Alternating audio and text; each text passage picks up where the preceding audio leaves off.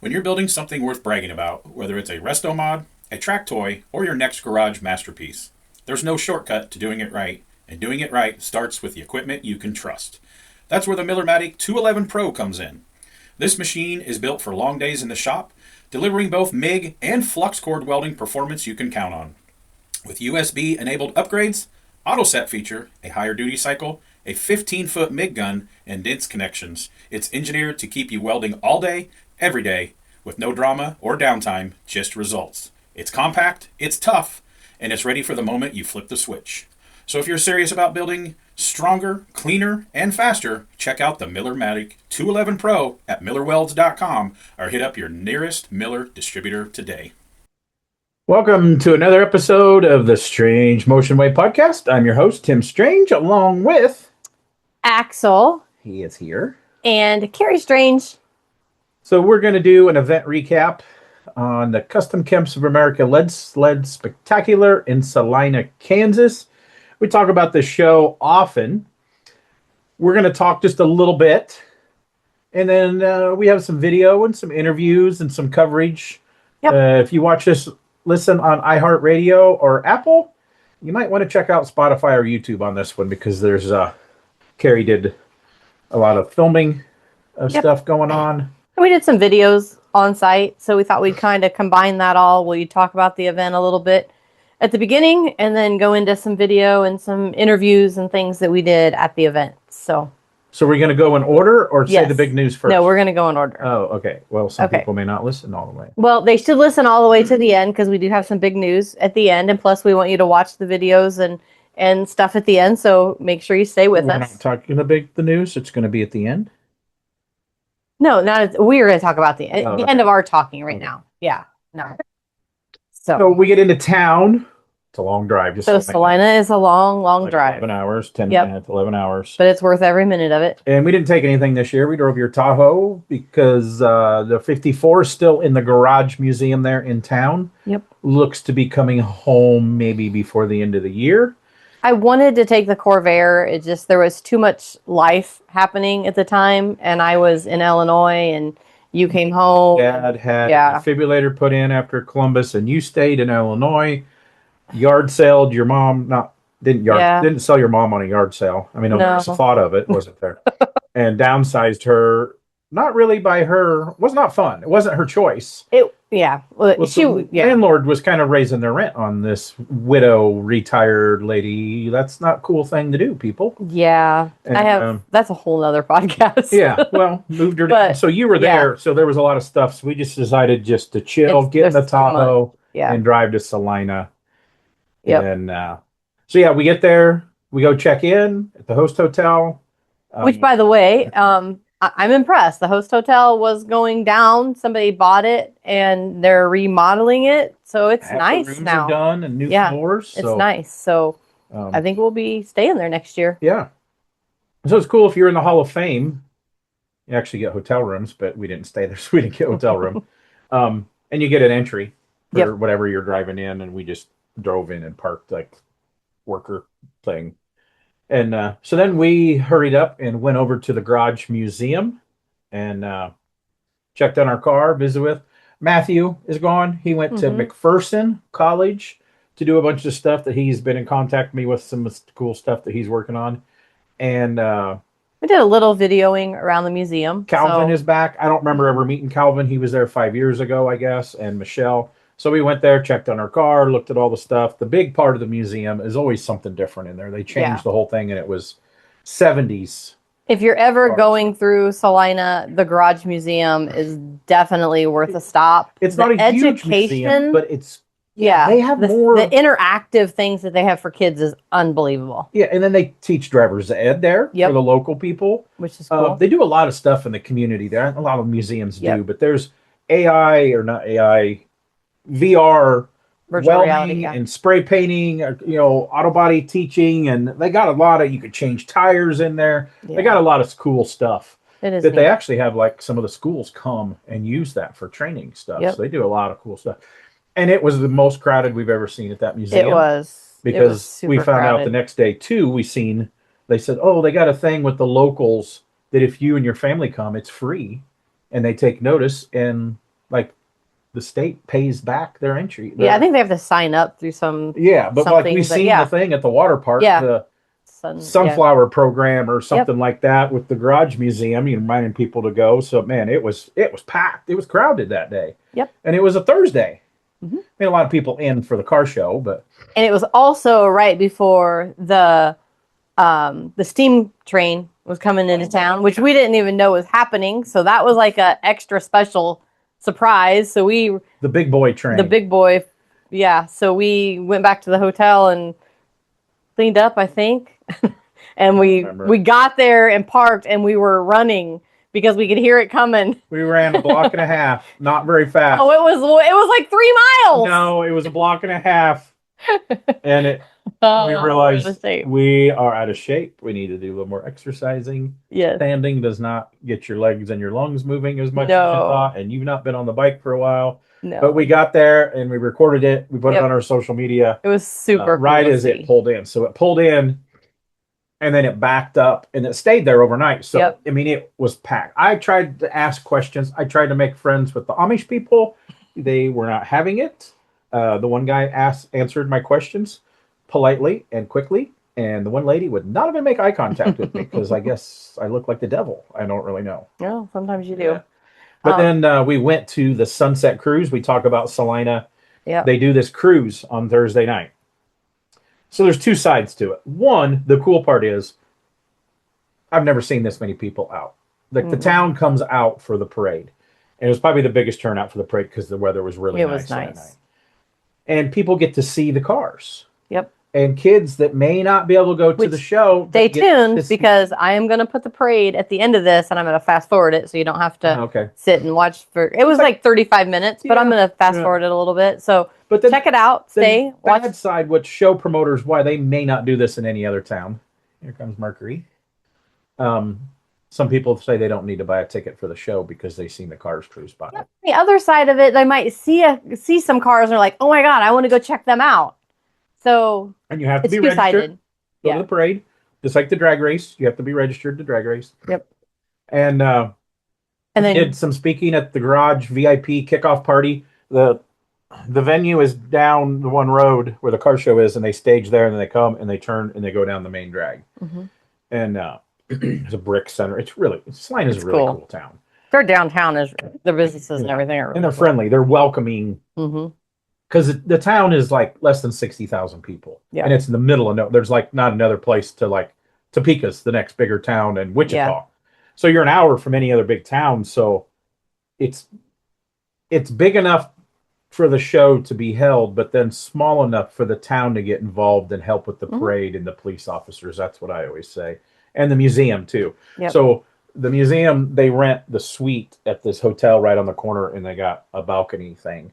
So we got to go have snacks. And then we talked, Carrie, me, Chris Ryan, and Ryan Timmons, which Carrie and Ryan were up for the Hall of Fame this year. We're going to talk about that. Stay tuned. And Chris, we had to censure Chris. He started telling stories because if you know Chris Ryan, you think I'm bad. Me and Chris together is not. It's bad. Yeah, we need like that NASCAR 3-second delay. Yeah. And then I ran down. And Travis Scanlon, Roy Boy, which he was also nominated for the Hall of Fame, and his wife, Vanessa. What are we doing over here? May not end well. We're starting they do a live feed on YouTube and I think local cable access channel, like Wayne's World was on, like play-by-play, talking about the cars and everything. So then, she's reading all the commercials and all the stuff. And the last half, I got in there with him and helped. And so it's funny. The Hall of Famers get to give a trophy. And it's not set in stone like it is at Kustom Car Revival. That it's kind of a gentleman's agreement that we're not going to give one car 3 awards or 4 awards. Yeah. There was there 12 Hall of Famers there? 10 Hall of Famers? Close, yeah. Yeah. And even though last year there was a car that got the 777 and like 2 or 3 other picks. Yeah. And I'd been messaging somebody that they showed everywhere last year and won all kinds of stuff. Jimmy Herberton and his wife, Sweet Pea, Debbie. And I was like, are you coming? You coming? They didn't make it there last year because it was a back-to-back from Syracuse, New York to there. Mhm. And I just love this truck. They're great people. They're awesome. He'll help people. He's a metal wizard. He'll help people and teach people, and you get into trouble, he'll help. I mean, he's just a good guy, you know? Good people. Yeah. And I just love this truck. It was a Keith Wiesner artwork. Decided to build that truck, not build the truck and hire an artist. It was the other way around, which is the second time he's done that. And I knew they were coming because I was private messaging them. Yeah, we're planning on coming. I said, you in town yet? Well, we didn't have our papers because Carl Casey didn't come until Friday morning, and he usually has the papers that the Hall of Famers give to the people to invite to the Saturday night program. Right as I sit down and put my headphones on, another Hall of Famer, David Wolk, messages me, hey, I just picked Jimmy Herberton's truck. And I'm like, well, shit. Shoot. I said, shit. I texted him. I might have said worse. And I was like, well, he's going to get 2 this year then. And he goes, well, you never told me what you were picking until you just told on yourself. Well, I had not seen them in person yet. And he's seen them staging up for the parade because I think, was David in the parade? I think he drove his caddy in the parade, but he was probably just watching the cars. Well, then around the corner it comes. And I didn't have my paper, and was telling. So did David have his paper, or did he just seen it and decided that? He was messing with me. Okay. He was messing with me. Gotcha. He had not talked to Jimmy Herberton and said, hey, you're my pick. So I telling Travis what's going on my phone while we're doing this live feed. You know, and all the museum people are up with TVs in this suite, and they're watching and hearing us and laughing at us. And I was like, Travis, would it be rude for me to stop the parade to go out and tell them that they're my pick for my Hall of Fame award? He goes, yes, it would. And about at the end of the D and would, my headphones go down and I walk right out. And not really realizing that that's the direction the camera is. So when Michelle, the museum manager, came down, she was laughing and she's like, you guys were very entertaining and you just walked right out to say hello to your friend. I go, no. I was giving my Hall of Fame pick. So I went out and I go, you guys are my Hall of Fame pick. Did I get to you first? Yeah. So then it was funny that I said what I did. And it was just a stupid little game between me and David Wolk. And kids. Nobody thought it was as funny as me and David. Well, Travis, because he goes, yes, that would be rude. And I did it anyway. And so we got done with the parade. Let the people go away from the big boy train. So look up the big boy train. It was commissioned. So it was built before the war. I think everybody knows what the big boy is. If they don't, they should look. They should. Crazy. It's so big and amazing. Steam engine, but they run some of the stuff to push behind them. We looked it up that night of how much it weighs. It's like 1.2 million ton. Yeah, it's crazy. It's absolutely crazy. It is so big. I thought there was one at Henry Ford. That one's not a big boy. There's like thick big boys. The one at the Henry Ford is slightly smaller. And if you've seen that one, how big it is. Okay. And I didn't realize that either. That's what somebody that I tried making friends with wasn't the Amish people. But then we went back when the crowd died down because it was staying there overnight so we could get up to it, take pictures of it. And it was cool. It's an engineering marvel when you realize there was no computers. There was no CAD design. It was all sketched, laid out like a draftsman and casted and machined. And it's mind boggling. It's cool. It's like, I'm sold.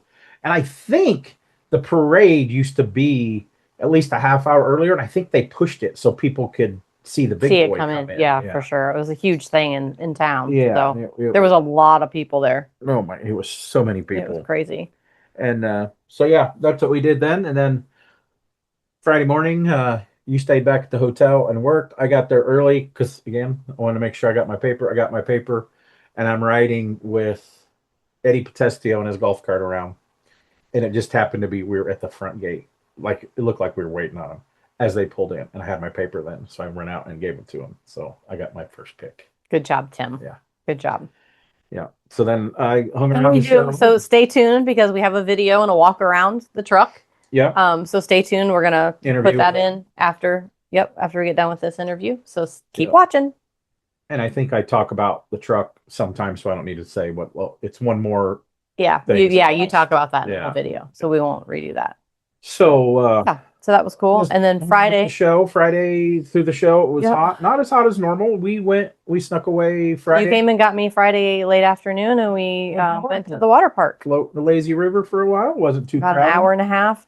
2 hours maybe. It was awesome. It was the best time to go because it was like wasn't super busy. Saturday, I'm sure it was insane because it was super hot Saturday. But yeah, so Friday night we went to the water park Or Friday or afternoon. Friday afternoon. And then we got showered, ran out. No, we didn't shower. We didn't shower. No, 'cause it We just didn't went matter, all just water sweaty. parky. And then we went out, watched they do old school arm drop drags out on the old Air Force landing strip, airstrip. Mm-hmm. And it's less than an eighth of a mile. And it was a good turnout of cars. It was Yeah. hot. It was out really there. hot out there. But again, the city, the town comes out to support this, man. The people are everywhere. They finally got a little bit more safety the last couple of years. They got K-walls down and they wait till the cars turn and get behind the K-wall. So they weren't doing that last year before they start the next cars. They'll do the burnouts, but they won't send them. I was most of them. So we watched one round of cars and then met some friends at the Tucson's. So we always go to Tucson's because that's the late Jack Walker liked to go there. So everybody still goes to Tucson's, it seems like. And I had a tenderloin, and it was I don't want to say the biggest, but it was monstrous. And it was one of the best tenderloins that I have had in a long time. And I ate a lot of them here recently because we just came back from Iowa. I don't eat a lot of fried food. I had the catfish. Yeah. And it was incredible. It was big and so fluffy, good. So such a great place. So good.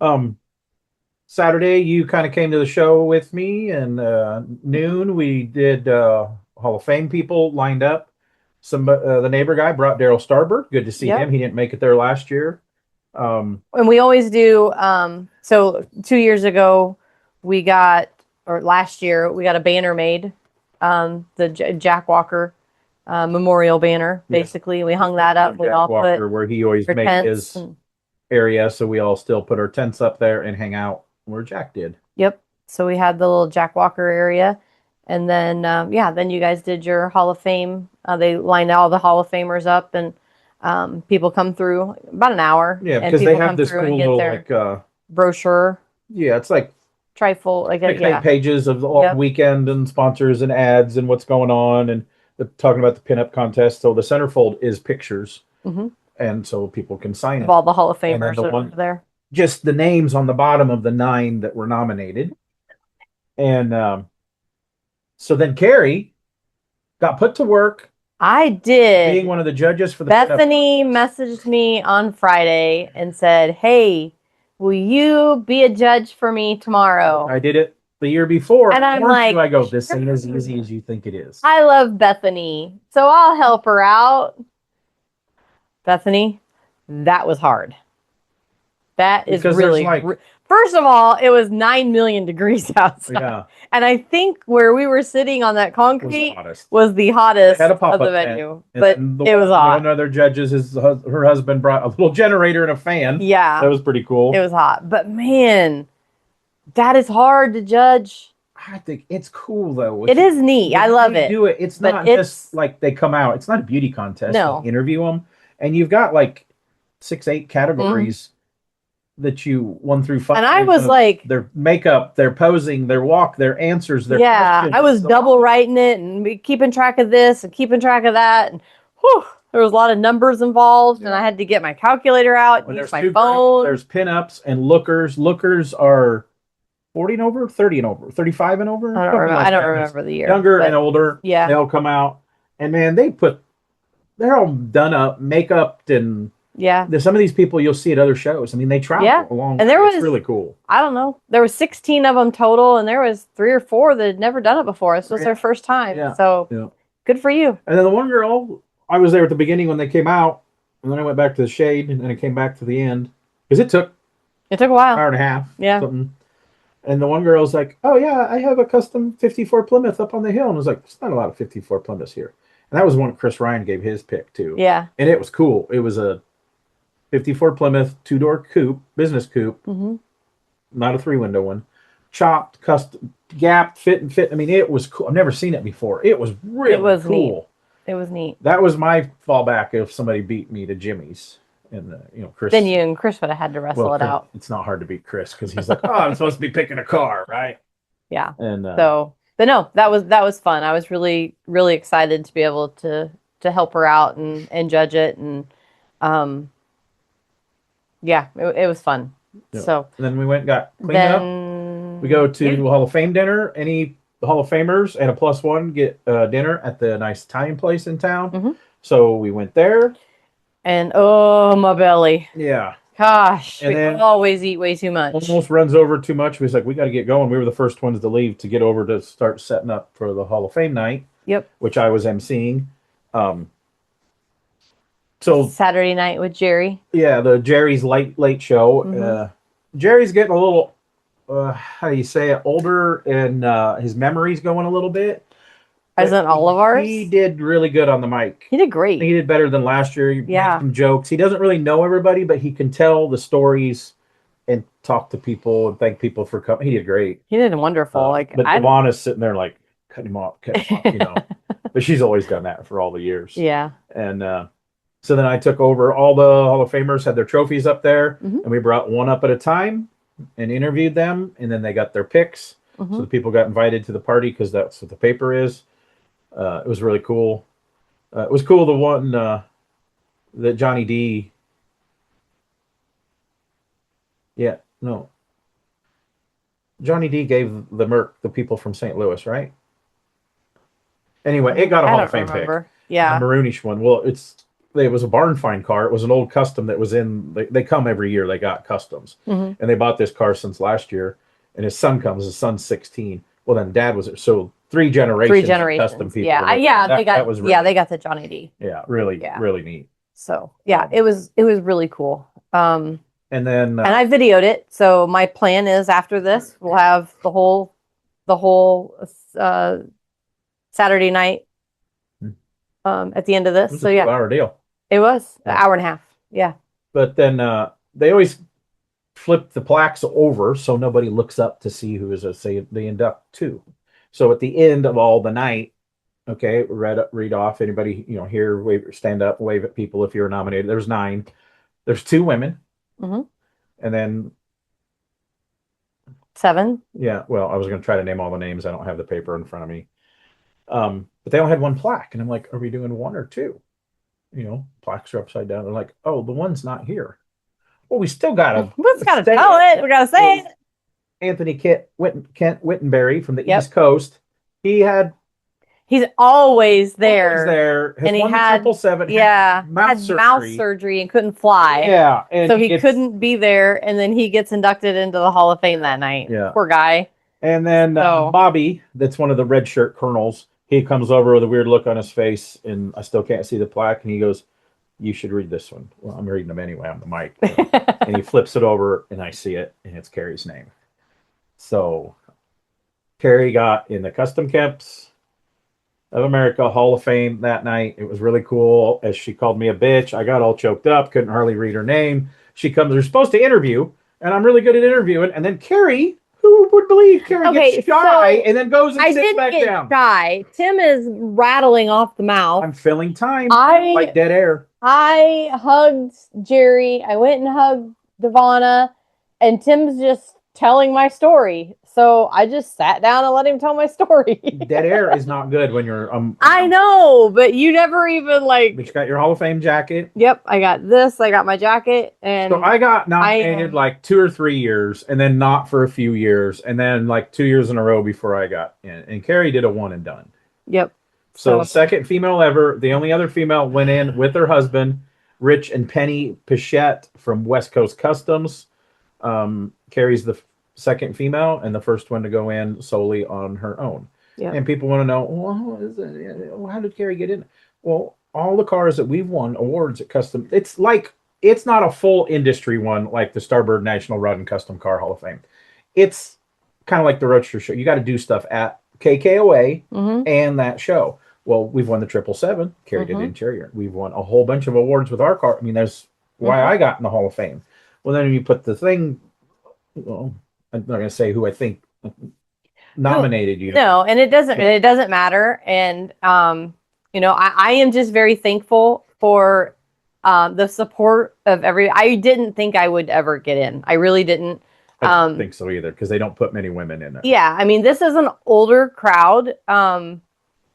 And it's a 40-year organization. Yeah, it's been going for a long time. And there isn't, a woman single, Penny and her husband got in together and they run car show. Like, Kustom Kemps, or not Custom, West Coast Customs is a huge California custom car show. Yeah. And that's what I do now is car shows. Yeah. So it's not all custom, but, Right. I'm very shocked that I got in, but I'm very thankful. And you were against Colette Marie, the other female, the fiance to Murpho. We've had them on their podcast. Yep. Very deserving. This is her second year nominated. Travis Scanlon. Yep. Tom Daniel. Mm-hmm. He's a designer for Hot Wheels, or was. But that one I thought, it's not that he doesn't deserve to be in a Hall of Fame, but when some of the guys would vote, if they're like, oh, he's never probably even been to the KKOA show, which he may have been in the 80s because they were really big. And Dennis Roth, Ed Roth's son, that has Roth Custom Paint Metal Flake Company, Roth Flake, still doing great things. He usually always comes, and he didn't come this year. He didn't come this year. But yeah, great people nominated. I just think everybody that voted for me, that thought I deserved it, that is kind of in my fan club, or anybody that has supported me. Pointed at your arm because the joke. I did. I've already got my appointment. It's going right here. I've already picked it out. I'm femaling it up a little bit, but it's going right there. Anthony Wittenberry, he thinks he's gonna. Which that's what I didn't do. I wanted to. He's gonna fly all the way to Wichita from the East Coast to have Dennis McPhail, another KKOA Hall of Famer tattoo artist, do it. I'm going to my guy. Yeah. Actually, it's Hope's got me set up with him, but he's awesome. He's done this one, that one. Yeah. So he's going to do this one. I've got it set for this month. So by the time September rolls around, I'll have my Hall of Fame tattoo. And I'm just so excited and thankful again to all of the members and everybody that voted for me. It's unreal. So the next year you get to be part of the autograph signing. Yep. You get to make a trophy. Yep. And pick a car. Yep. And so now it's become a competition because my trophy is going to be better than yours. And I'm going to pick the car. Make a bet. Is it like when your kid did Pinewood Derbies and the dad helps finish the no, car? You ain't touching my trophy. I am building my trophy. Yeah. They're going to get you're on the way to a party and you forgot to take food, so you stop at Walmart and get a bag of cookies. Not at all. I am going to have mine done this winter. Oh, bullshit. When it's the down month. And I'm going to have mine ready to go. I'm not going to be Mr. Tim Strange that's finishing his a day before we have to leave. It was done 3 days before. Okay. All right. So I had my buddy Mike Regula 3D print. This is kind of what I made last year out of metal, and it was bigger than that. Yep. So I sent him some pictures and he scanned it, and that's the way to go. Yeah, because I think the guy last year that won your trophy broke his back when he was carrying your trophy. The shelf, they had to put him on a table. And so heavy. So I made it a little bit smaller. Heavy. There'll be pictures, videos of in the ending of this. Mm-hmm. But yeah, stay tuned. We've got some. Mike can 3D print something for you. I got it. I've got some ideas flowing in my head already. So, but stay tuned. We've got some videos coming up from KKOA. We've got the interview of Tim and the walk around with his Sunday. They do the awards at noon. We drove home. We had to stop. Yeah, had to stop and help my mom again, and got home late in bed about midnight. Yeah. So, but no, stay tuned. Keep watching. We've got some great things coming up, and with the videos and we Googled the other day.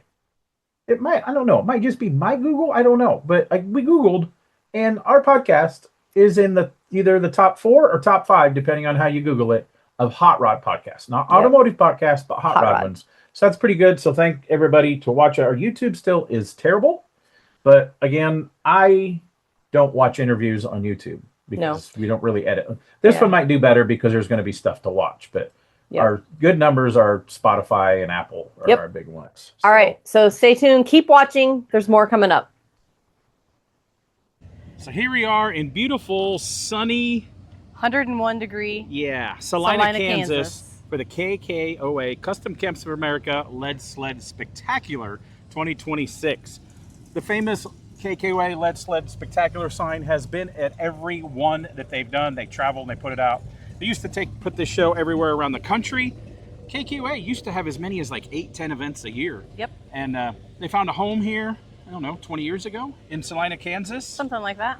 And before that, it'd been in Davenport, Iowa, and Pennsylvania, and Michigan, and all over the place. All over the place. Found a great home Ohio. here in Salina.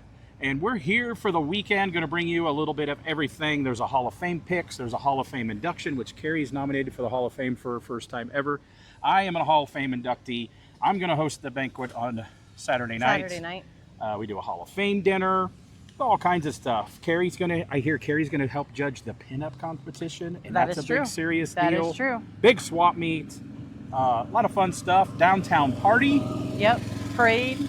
Thursday night to kick it off. A lot of cool stuff here at Salina. Drag racing. And drag racing, old school arm drop drags.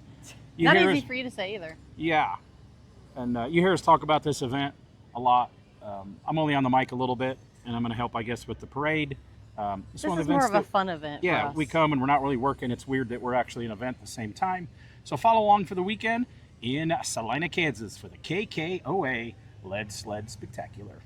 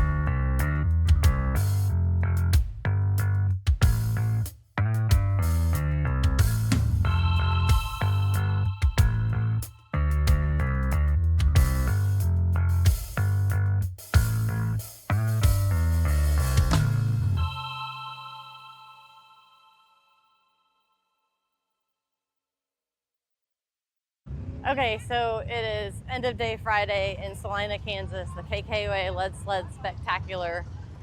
Today I worked at the hotel, but Tim went out to the show and got to do his pick. Yep. And get that taken care of. He came back and got me when I was done working. We went to the water park for an hour. We never get to do that when we're at shows because we're always working. Right, so we floated around the lazy river for an hour and then decided to come out and check out the Run What You Brung drag races. So day one, Salina, cool. Kansas. It's like you used to do the underground street racing that allegedly nobody does anymore, right? Yeah, right. But the arm drop drags, really simple. You had some safety, K-wall and all that stuff, but there's a handful of really quick cars out there. Yes, there I think are. my favorite was that 55 Chevy, Yeah. white with the blue flames. A little surprised when I went over, it's a small block car. Yeah. It was nice.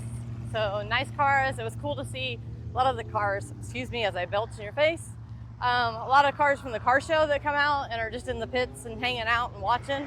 Everybody's supporting it. It's a beautiful day in Salina, Kansas. It's hot. And a lot of locals, they love this out here. We talked to the guy, has the Mazda with a 6.0 LS with a big old turbo hanging out the front with a flatbed or barely a bed on the back. And yeah, the locals love this, man. It's really cool how they support this. So, tomorrow will be day 2, Salina, you park? Kansas. I don't know. So here we are at Salina, Kansas. It's the 2026 Leadsled Spectacular. This is my Hall of Fame pick. I built a trophy. He'll get it tonight, but I wanted to get some pictures with him. He already knows. You hand him a slip of paper so they know to come to the party. What year was this? First, you are Jimmy. Yep. I was told last night I say your last name wrong. How do you say your last name? Herverton. Okay. No, somebody said it was different. No, it's Okay. Herverton. Jimmy Herverton. I don't need to hold the mic to me because it's right there. And you are... Sweet Pea. See, I don't even know your real name. You're just Sweet Pea. What is your real name? Debbie. Debbie. Oh, I knew that. I Deb. forgot that. Yeah. Okay. We call her Trouble. Yeah, Yeah, that's yeah. right, yeah. That's So right. tell us about the process of this truck. You showed it here, how many years ago, bare metal? I think it was in 16 that we were here. 10 years ago. Yeah, we were here then. Did you see how quick I did math? I did that quick. And we went down the parade that year. And we went down the parade this year. And I know Gene Winfield's seen it. He was here that year, got pictures with him. And George Barris was here also that year. Awesome. And got pictures with him. Awesome. So that was really, really something neat that they were both here that year. And I got to talk to them and they said, so. Okay, so this truck, you said you debuted it kind of done 10 years ago. You took it to a lot of places, bare metal. The thought process behind this, it was a Keith Wiesner artwork that you fell in love with. The second time you've done a Keith Yeah, Wiesner build. Yeah. I did a little Model A pickup, Emerald Tide, before this. And I started on that in 2008. And that one only took me 2 years. How many years had you been working on this one? This one, I guess, took 14 years. But what people can't see of it sitting out here in the grass in Salina, Kansas, I've seen this everywhere. Up in the air, slightly up in the air, mirrors underneath of it, so you can see. The double wall underneath the fender wells and everything is, one, you're a metal wizard, metal finish to perfection, and now it's painted and cut and rubbed to perfection. It's a big hard word for me to say. Everywhere you could possibly get a dentist mirror in, right? Yeah. It is everywhere detailed. So this thing, somebody asked me last night, we were hanging around, what car did you pick? And I was like, I picked Jimmy and Sweet Pea's truck. And they're like, yeah, cool. That thing's done pretty well. I think, and I'm a history nerd, this thing has won more in the custom world than anything in the last 10, 20 years. The only thing that's close is Chris Ryan's Continental that he did. But you debuted at Pomona, done. You got the West Coast Customs pick. You got, which we just talked to my buddy Zane this morning. He was psyched that I gave you my pick. The Triple Gun Award for paint, finish, fit and finish that him, Zane Cullen at Katati, Daryl Hollenbeck from Vintage Color, and now Joe Capani. Charlie Hutton might have been involved at that time. He was involved in that award. Now it's Joe Capani. So that's a big deal to win at the Roadshow Show. And then you got the West Coast Custom Award too, right? Yeah. What else did you get at Pomona when you got out there? I won my class. I had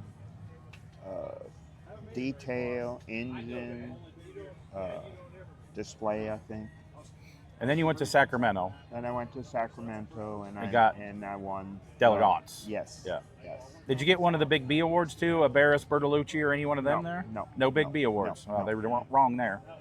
We went to that one time with a car that we did very well showing, and we lost the Bertolucci award because they said our trunk gap was a 30-second bigger than the rest of the gaps on the car, but they gave it to like a car with a tilt front end. And then I'll probably miss a couple. Right. Good Guys, you get a finalist for a custom of the year. Then they pick the winner. You got Good Guys Custom of the Year. Right. And then you went to Syracuse and got the Winfield Award. Right. You went to Kevin Anderson's Custom Car Revival, got what do they call it there? Best Custom, Best of Show, or whatever. And then I also went to Daryl Sharbert's. Oh yeah, and won the money at the Tulsa Indoor right, Show. For the custom there. So yeah, has been just unbelievable, the response to it. I seen that artwork on the computer because this was before phones. I seen the artwork in about 2009, and Wiesner used to put a lot of his artwork up on just his site. And we were scrolling through one time, me and Sweet Pea, and I had some of those trucks, and I always liked those trucks. And I was like, oh, that flame's kind of wild, and the colors were a little more obscured. It's not true to what it really is here. And I said something to Weeze about building it, and he says, well, you know, that's got about 1.5 inch section through the entire truck. He says, the artwork is on a magazine in Japan. So then I went on eBay and I found 2 magazines. Well, then when I got the magazine, the colors were way more true because it was printed way better than what a scan on the yes. So that was basically my rendering that I went off of, and I tried to pull every detail that I could see in that picture. You know, to go to the interior, to go to the running boards, to the tonneau cover, to the bumpers, just everything about it. And the only thing that really didn't show was the back. And I kind of said something to Wiesner, we talked it over a little bit, and I said, well, I'd really like to run that same type of bumper in the back. And he mentioned a 49 Plymouth wagon bumper, had a slight dip in it, but I kind of wanted to have an overrider, and then I kind of said something about 50 Pontiac taillights coming out on a pod like that. And he kind of sketched, something like this. And so in no time we were like, oh, yeah, we agree on that. Okay. And so that's how that all kind of came about. And just everything else is, I just went off his artwork. Yeah, very cool. I mean, so. Yeah, it's usually, it's not, doesn't happen a lot, but you've done it twice that somebody falls in love with an artwork. Yeah. But some people, the builders are like, okay, we work with an artist to do it. But Eddie Potestio, he did that with a Steve Stanford artwork. He did a T-Bird that nobody ever built, and he called Stanford, hey, man, can I build that car? You know, so it does happen, but not often that way. I mean, is it really any different? Yes, Wiesner's artwork has a slight flavor, I'm going to call it cartoonish to it. Yeah. But you can definitely tell what that vehicle is. Yeah. So is it really wrong for me to say, he's my designer? And he probably never thought when he's drawing these cartoonish pieces of art to sell, because he draws these like floating spaceship cars. I just love those. I love those. Which we put him in the Starboard Rod and Custom Car Hall of Fame last year or the year before. Within the last couple of years, we put him in the Hall of Fame, and very well deserved. And the nicest guy. I was a big fan of his dad. His dad treated me very good. I share a thing every once in a while that we went to KKOA when it was in Michigan when we built our 54 that's in the museum here in town. Well, it was a Pro Street car back then with tweed interior in the early 90s. And then people was like, what is that material? They didn't know what tweed was at a KKOA show. And I lost what was I going to say? His dad, Jerry, posted a picture of me in the cleaning area, panned across, and I'm kind of looking up, cleaning my tube chassis at a custom show. And he's like, Tim is only 24 years old. And he built this, and he's like, we expect great things from him in the future. He could have been wrong, but it was pretty cool. You know, here I am a lot older than that now, like 30 years more, and his dad since passed away. But yeah, the Wiesner family have been very good for the industry, and Jerry was really good to me in custom rodder through the years, so it was very, very cool. Well, we're going to award this trophy actually to you tonight at the Hall of Fame banquet. Did you know my wife is actually nominated for the Hall of Fame this year? I know. I've seen that. I wish her the luck. Yeah, well, I keep telling her I was nominated 5 different years before I got in, and you're not going to do a one and done. I keep telling her that. So, but well, thanks for bringing this thing out to Salina this year. Thank you for picking me. Yeah, and beautiful trophy. Thank you. So one more quick story. My wife's trying to give us the wrap-up thing. So, us Hall of Famers have a piece of paper, and the first person, it's not cut in stone, but it's kind of one car gets a pick, right? You can win one of the KKOA awards too, because they're still 777, a top 25, best paint. They do all that, and that's kind of separate from our Hall of Fame picks. So, like last year, I picked a great car, but the one I kind of wanted, somebody beat me to it, because I kind of slacked on day one just looking at stuff. Well, I was like, I got up early yesterday to get my paper. Carrie's like, I'm getting out there at 6 a.m. And, but the day before, me and David Walk, also a Hall of Famer, we're messaging each other, and he goes, I got my pick, because you never show your cards, right? And he goes, I'm picking Jimmy's truck. It's like, and I'm sitting down. I'm help hosting the cruise during this. And I'm like, oh, man, I guess he's getting 2 this year. And I go, did you get your paper yet? No. Did you talk to Jimmy? No. Well, I'm hosting the live feed. In the downtown, there's thousands of people here. And I asked Travis Scanlon, my sidekick, and well, I was his sidekick at that. I go, would it be rude to stop the parade to go out and tell him that I'm getting the pick? He goes, yes, it would. And I did it. And the garage people, VIP people up in the hotel are watching it, and she thought that was hilarious. And I just went out to say hello to my friends. I said, well, I did, but I was also picking my Hall of Fame pick during the thing. So I texted David Wolk, and I go, I beat you to it. So, yeah. And then I had my paper, and it just I wasn't waiting by the gate. As soon as you rolled in, I stopped you and handed you the paper. So Yes, you did. my wife says I get a little crazy, but honored to give you my pick. Thank you. And Thank good you luck so with the much. rest of the show. And here we are. We're going to walk around a little bit at the KKOA 2026 Leadsled Spectacular. We have Lou, and I always butcher your last name. How do I properly? It's just Lou. It's 5 syllables. Calasabetta. Betta. Betta. This is the only time that we've been eye level. Look at this. Yeah, See I know. this? This is kind of nice. You got a low chair and I got a high chair. Yeah, I'm in a yeah. high chair. I think that's called a booster seat. That probably could be. So where are you from, Lou? I'm from Stillwater, New Jersey, 1,400 miles east. How many hours does it take you to get here? 2.5 days. Yeah. We don't push it like we used to. Why do you come to Salina? Why? See my old friends, see new cars, old cars, and just, I like Kansas. It's a nice place. I went to college in Kansas, so it's like coming home. Yeah?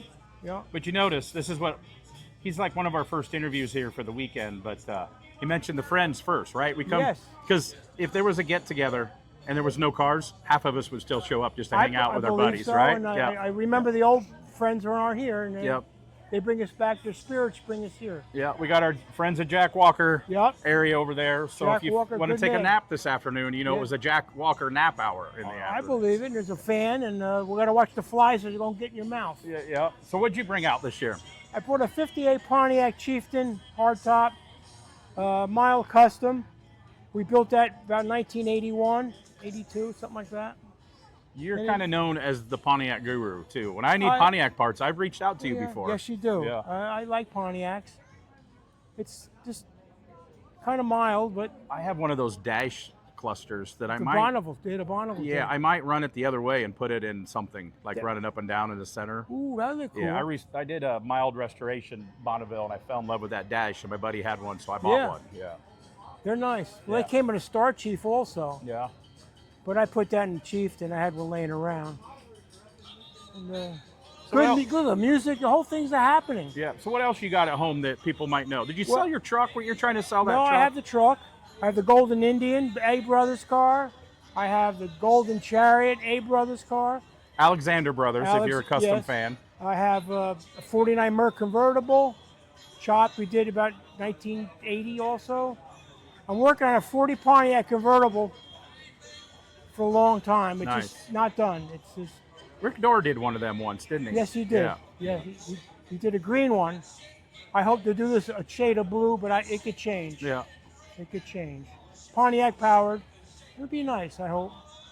Mild. But You're one of the rare elder statesmen that actually does a little social media stuff. So where can they find you on social media if they want to follow you well, along? I'm on Instagram under the Old Stillwater Garage, and then Facebook, Old Stillwater Garage. Cool. That's the name of our business. I got to make it out there. I see pictures. You got a really cool shop. I got an old Well, shop from the yeah, 20s. yeah. I like old buildings like I like old Well, cars. Ours was a blacksmith shop in the village, which evolved into the early cars and mechanics, and now it's us. Cool. And it's a nice little village. Not much going on in our town. Kind of very rural. It's not like New Jersey you would think it'd be. Yeah. It's not at all. So you're a KK Hall of Famer. Yes, sir. What did you pick for your award tonight? Well, I picked a 1960 Pontiac Catalina green. It'd be a mild custom. It's a car I would buy and drive home in. Cool. I liked it. Awesome. There are so many other nice cars, but you can't give one car 6 awards. Yeah, I like yeah. spreading around to everybody. It's a very strong year here this year. There's Yes. some good stuff here. very Yeah. quality. Quality. They come out. They Yeah. come out. So there's something luring on the Salina.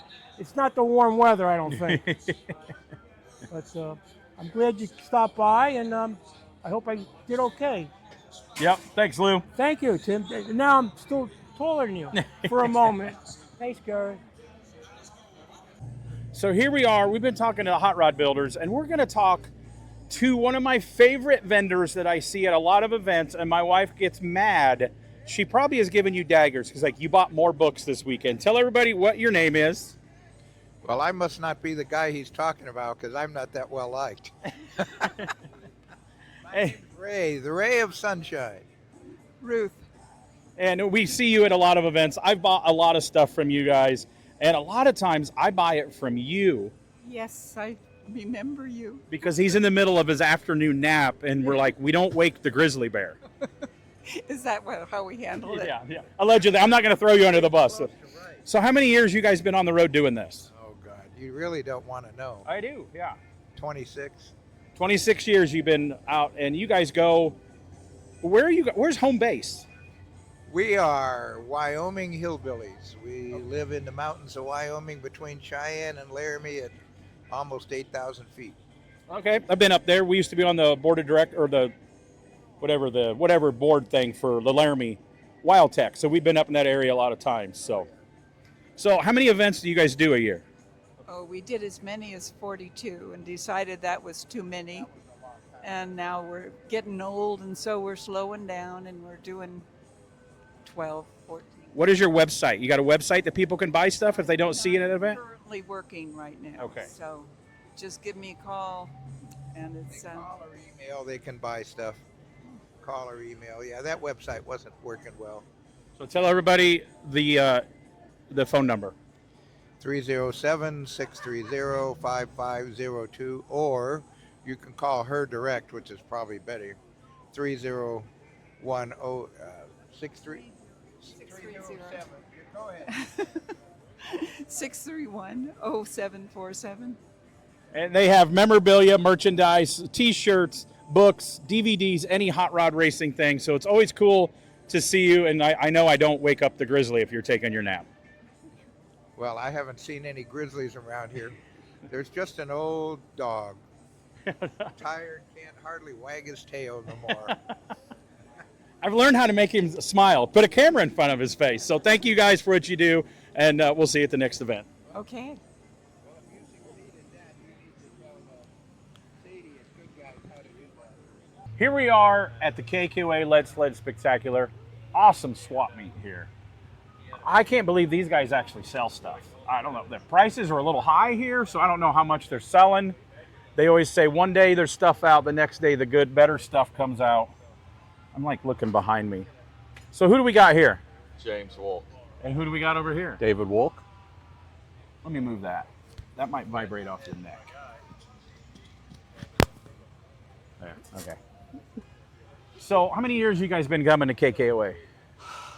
I'd say since 85, 86. Oh, wow. Okay. So a long time.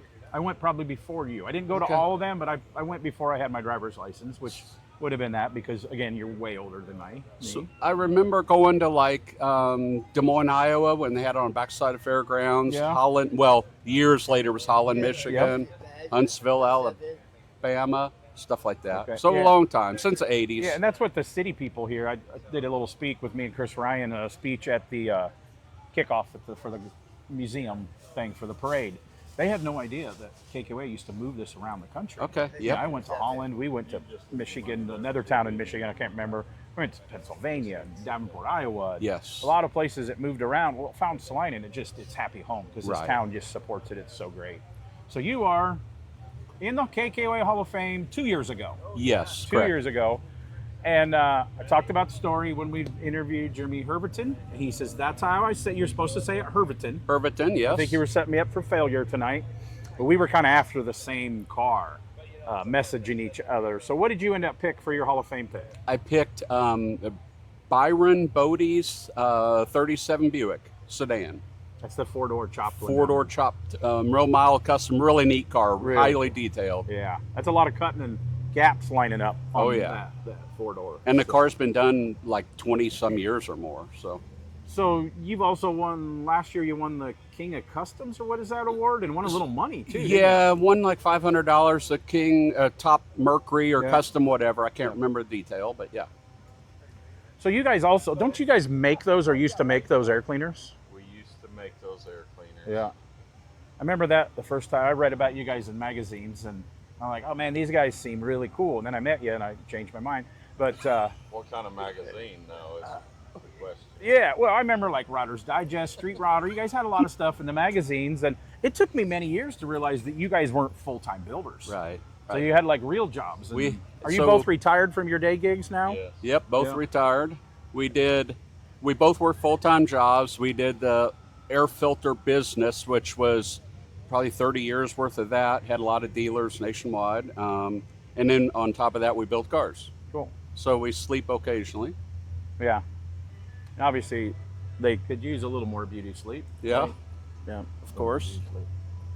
So, and this is just a drop in the bucket. My wife will never let me stop by your place because she knows I'll go home with a truck full of stuff. So, I was trying to buy these heaters. I want to stop by later. That's like the car that I need those heaters for is still in the barn. So, Carrie, if you need to Christmas shop for me, reach out to the Wolk boys and you can buy some heaters for me for my Mercury. Do you have any Plymouth wagons? Carrie wants a Mopar wagon. No, No can't help Mopar you there. wagons? No Mopar. She wants a Mopar wagon. Good luck with that. We're not your guy. Well, it's good to see you guys, and we'll see you tonight at the Hall of Fame banquet. You get to give up and give a little speech. I'll do a quick little interview, and it's always good seeing you guys. I see you guys here. A lot of good guys shows and Triple Crown, and I've not made it to the Gathering in the Rock yet, but you're regulars. You kind of get the same swap spot every year here and bring some stuff because you don't live that far from here. Right? Nope, about 3 hours. Cool. It's not far. So thanks, guys. We're going to keep walking around, and Carrie's got to go. She's got a rough gig this afternoon. She's helping judge the pinup contest. Oh, sounds great. Yeah. Sounds like a good gig.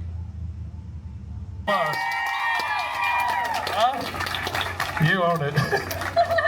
Hi guys, I am Miss Ayana Belair, your host here at the Leadsled 2026. Thank you guys for joining us. I know how hot it is. Thank you for braving this with all of these beautiful ladies. Can we give them another round of applause, please?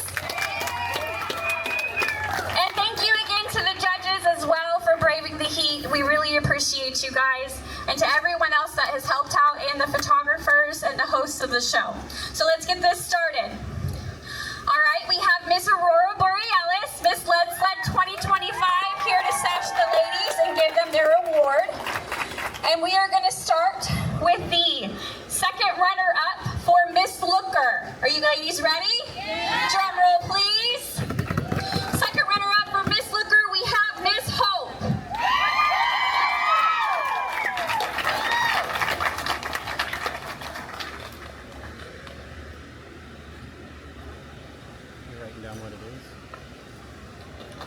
Congratulations, Miss Hope. Do you want to stand back here in front of the ladies? All right, first runner-up for Miss Looker 2026, we have Miss Sugared Magnolia.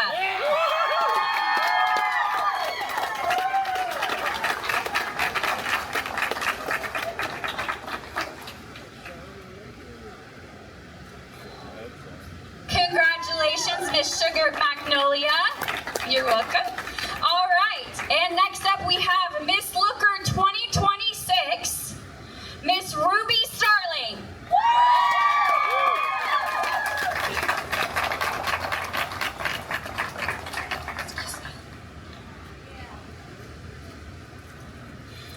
Congratulations. All right, next up we have your second runner-up in the pinup category. Second runner-up we have Miss Lena Cranbrook.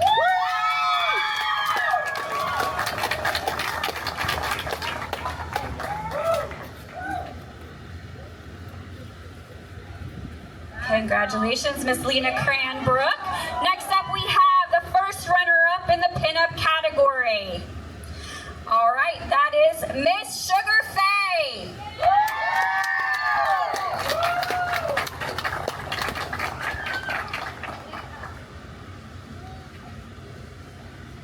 Congratulations.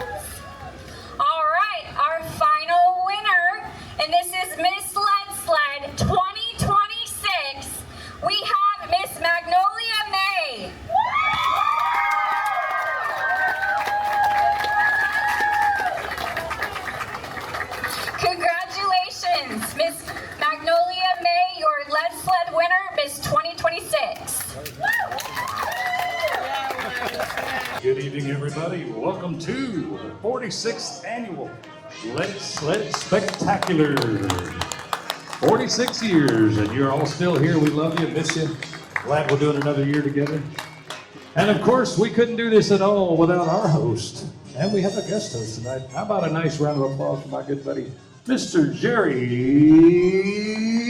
Titus. Yes, sir. Here, come right. Mr. Tim Strange will be co-hosting with us. Want to sit? You want to sit? All right, Jerry. And then I'll turn it over to you for a bit. Say hi to your friends and neighbors that you've worked so hard with over the years, and we love having you here. We love being here. Go ahead and sit down. You got me? I don't think they heard you, Eddie. Here's Jerry.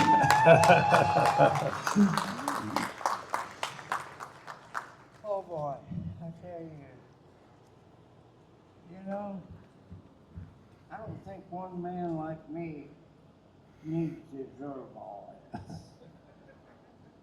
Especially when I got a super man up here talking to me. Up there, there's one buddy over there. But it's you. You. Every one of you here. Do you realize you're my heroes? Every one of you. I just got back from up here eating something.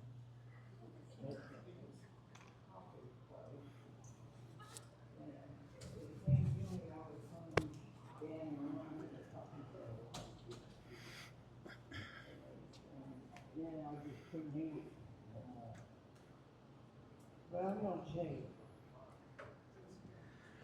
you know, I couldn't have done it without beautiful. You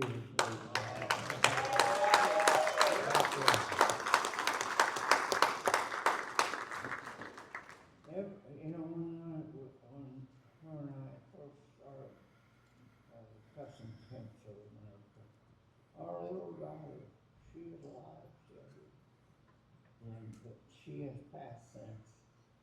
But God bless her soul. I know she's up in heaven and she's watching us. So I'm so pleased that I can talk about her for just a moment, because there's so many of you out there that I want to talk to every one of you on this. And I think the world of you. I do. I'm not just jacking you around. I'm not that kind of guy. I see lovely ladies sitting here. My gosh. You can't believe them. I can believe them because they're real. And they're beautiful. So thank you for getting your hubby and getting them loaded up and then getting them to this thing. That is, let's face it, the old boys like Graham, all this guy. We build our cars, there's no doubt about it. I've stood in the wheelhouse and I've seen all kinds of, be built in my lifetime. But, you know, I was lucky. I was go around. I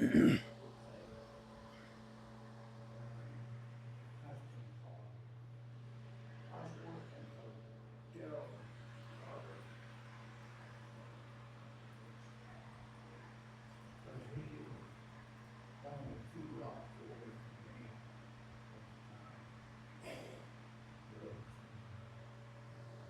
He didn't scare me when I first went down there hanging around and everything.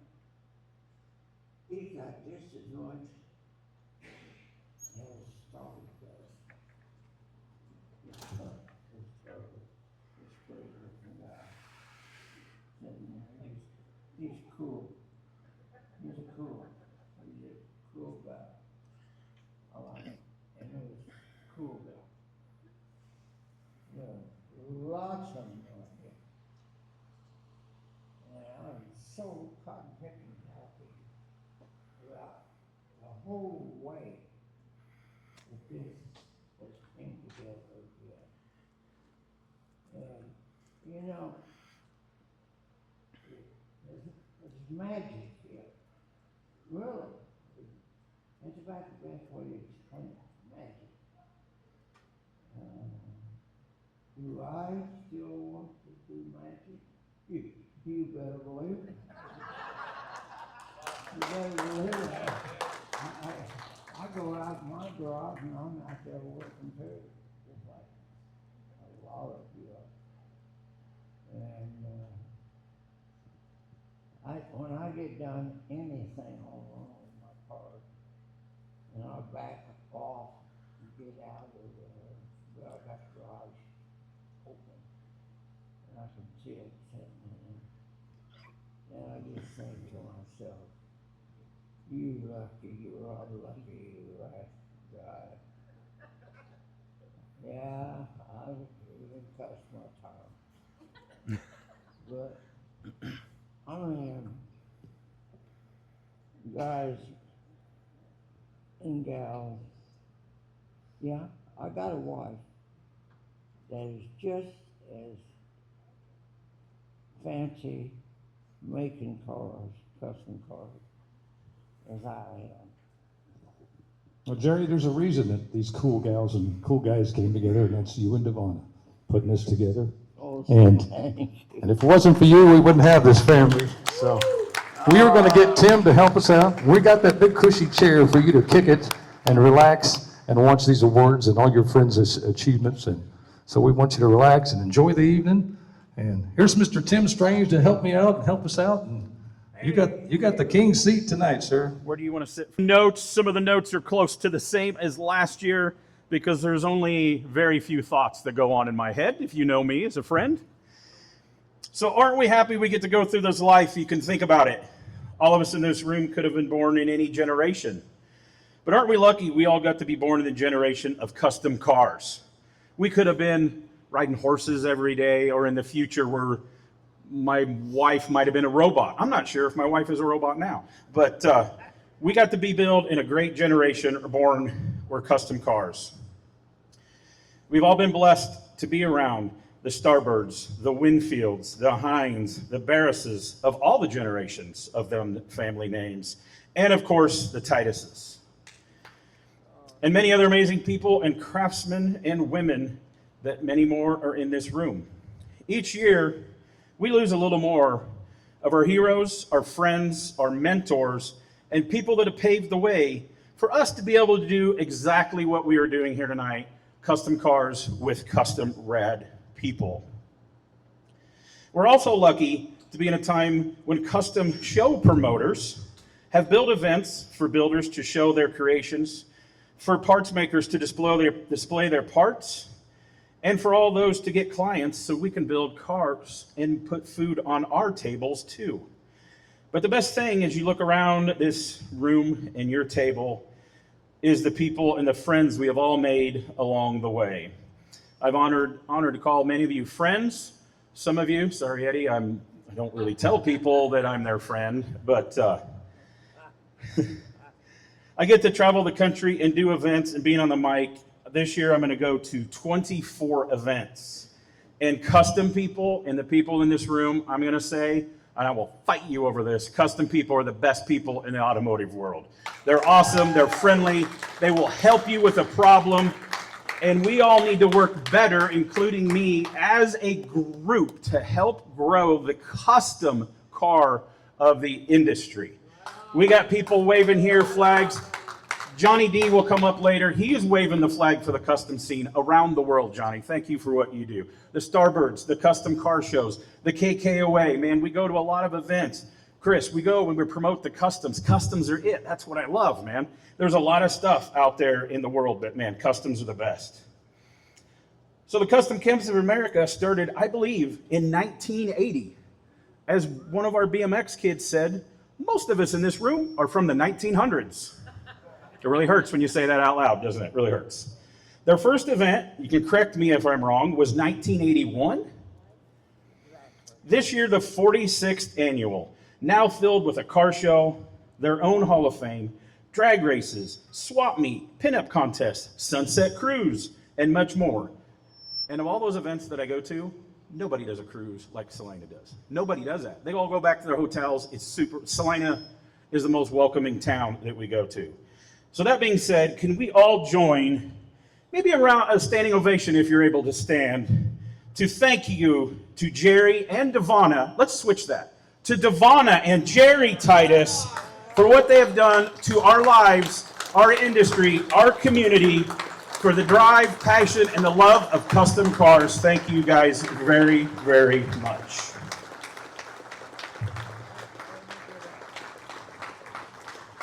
We're hugging. Love you, man. So now, one cool thing about this, where are you going? You gonna sit? We're gonna bring people up. We're all gonna sit here. I want to sit. You gonna sit up here, or you wanna go back to Devonna? No, I want to sit here. Okay, you can sit in that white. You take the fancy chair, man. That's like the captain's chair. Last year we gave him prom king and queen crowns. I think he wants his crown back. We didn't bring a crown. So we're going to induct a couple people in the Hall of Fame this evening, but first we're going to do the late show with Jerry. Okay, so I don't have much of a filter. I'm going to try to filter myself. Devonna says some people complained it went a little late. Well, the late show is the late show, right?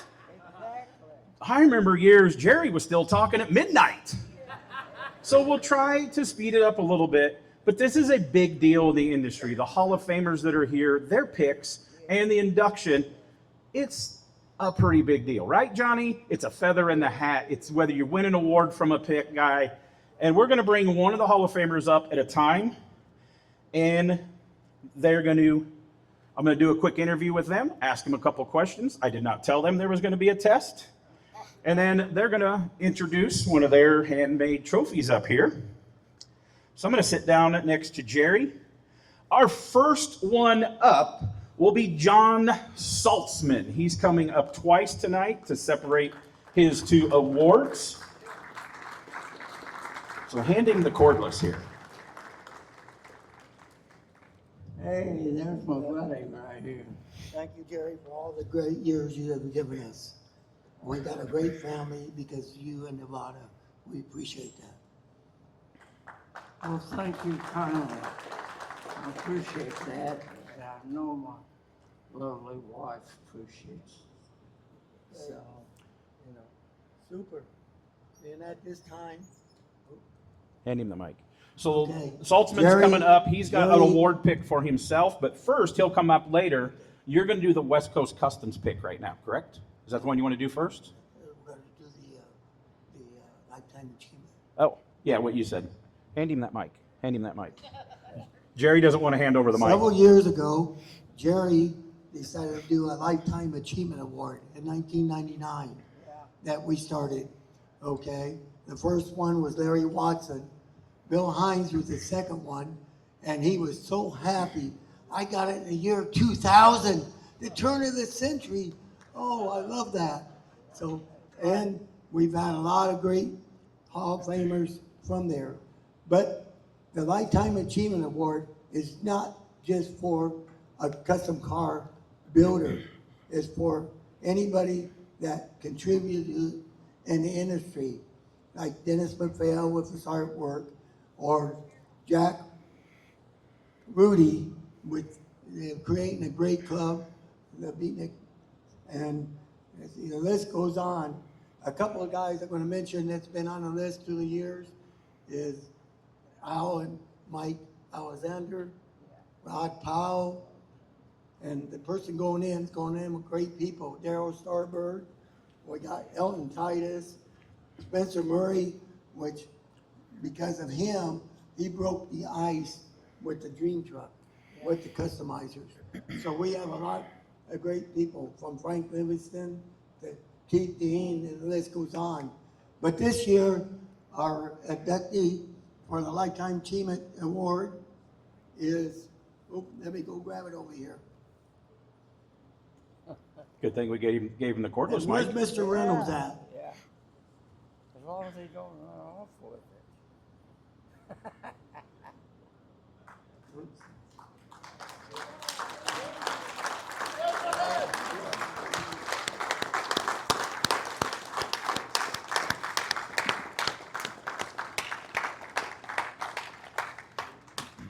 He's done some great cars of his own, and he's brought tradition back with doing some clones of Darrow's.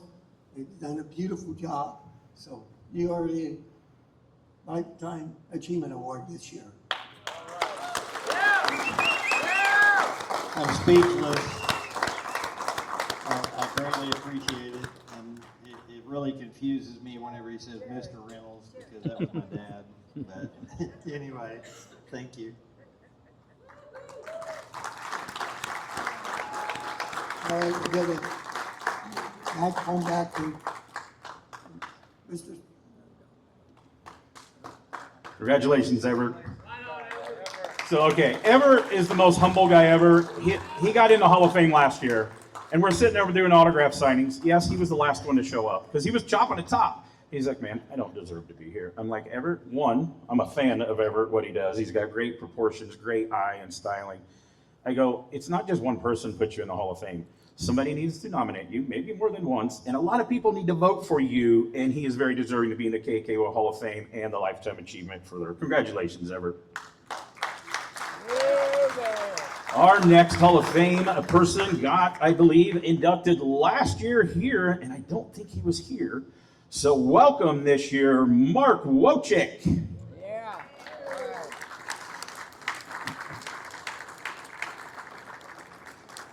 How many is there?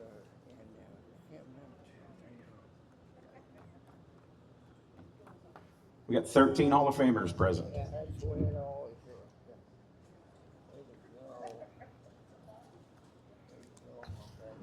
So one quick interview with the people. You got inducted last year. Yes. How many years have you been building custom cars? Oh, probably about 40. What are you working on presently? Building a pretty radical custom 54 Plymouth, all traditional outside chopped Lincoln taillights, and a all Corvette suspension underneath. So a modern version of a custom. And I'm also building a 56 Oldsmobile Nomad. Very cool. You're East Coaster, right? Yes. Where at? New Jersey. Is there still snow on the ground there? Sometimes. I don't like snow, but I wouldn't mind a little bit right now. It's a little hot still. So who did you pick for your first time to give a Hall of Fame pick to? What did you pick? Harry with his bare metal Buick. Very cool. You know last name? Alec? I don't know. I'm asking you. Hackett? Like Buddy Hackett? Okay. Congratulations. Come on up.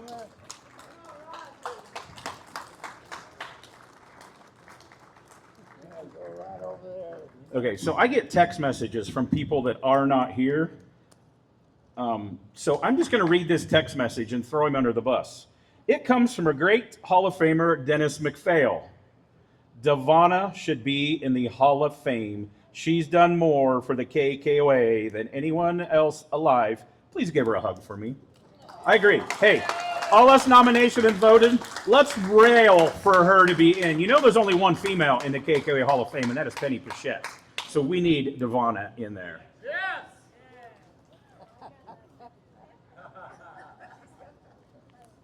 Thank you. Our next one up, the guy that waves, man, look at that picture. He doesn't look like that anymore. You think that's like photoshopped and Botox right there? You all know who I'm talking about. Yeah. John DiAgostino! Oh, I forgot to bring her up.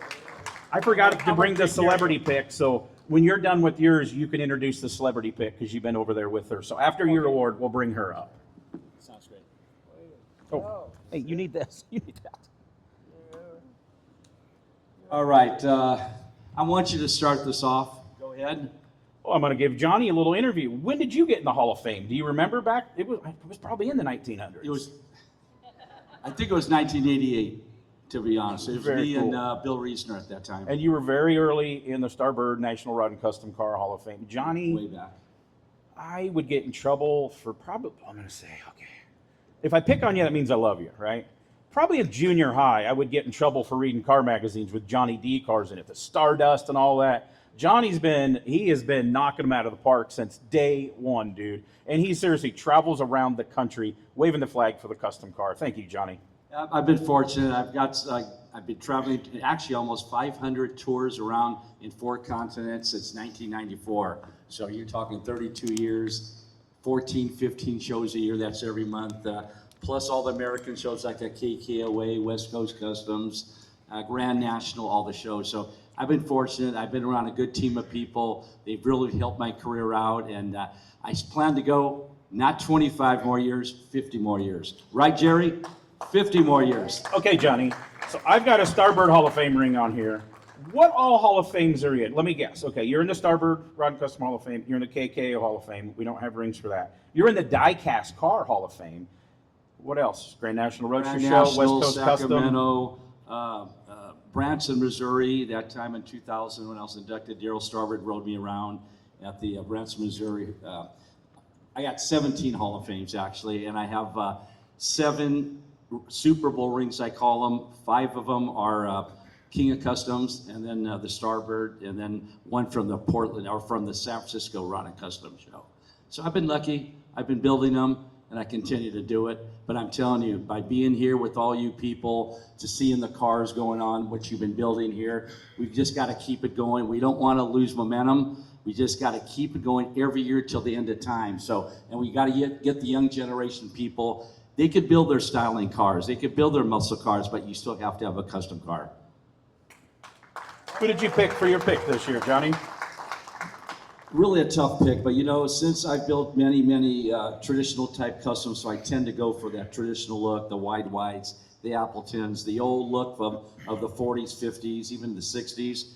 This year I gave it to a car that really has had a lot of notoriety for the past 40 plus years. It was built back in 81. Really liked the car when I saw it a few days ago, and even though those other cars I could have picked, but my mind kept going back to this one car. It's a 50 Mercury. It's out of St. Louis, Missouri, and it's David Kerp with the K. Kerpen. I can't read you right. Oh, I should know how to say that. Yeah, he last can name. say that. He can tell us. David, come here.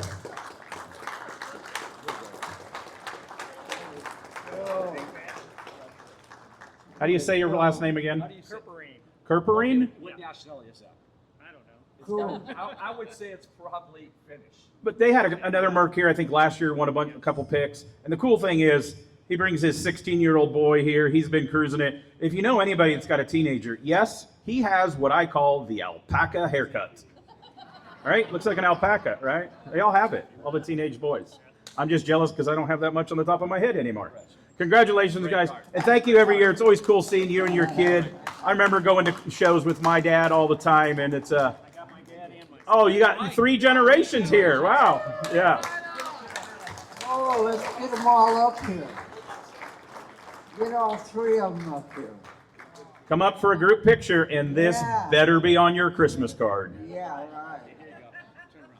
A good family deal here. You know that vice grip guy? He just bought a shop 2 blocks from my shop.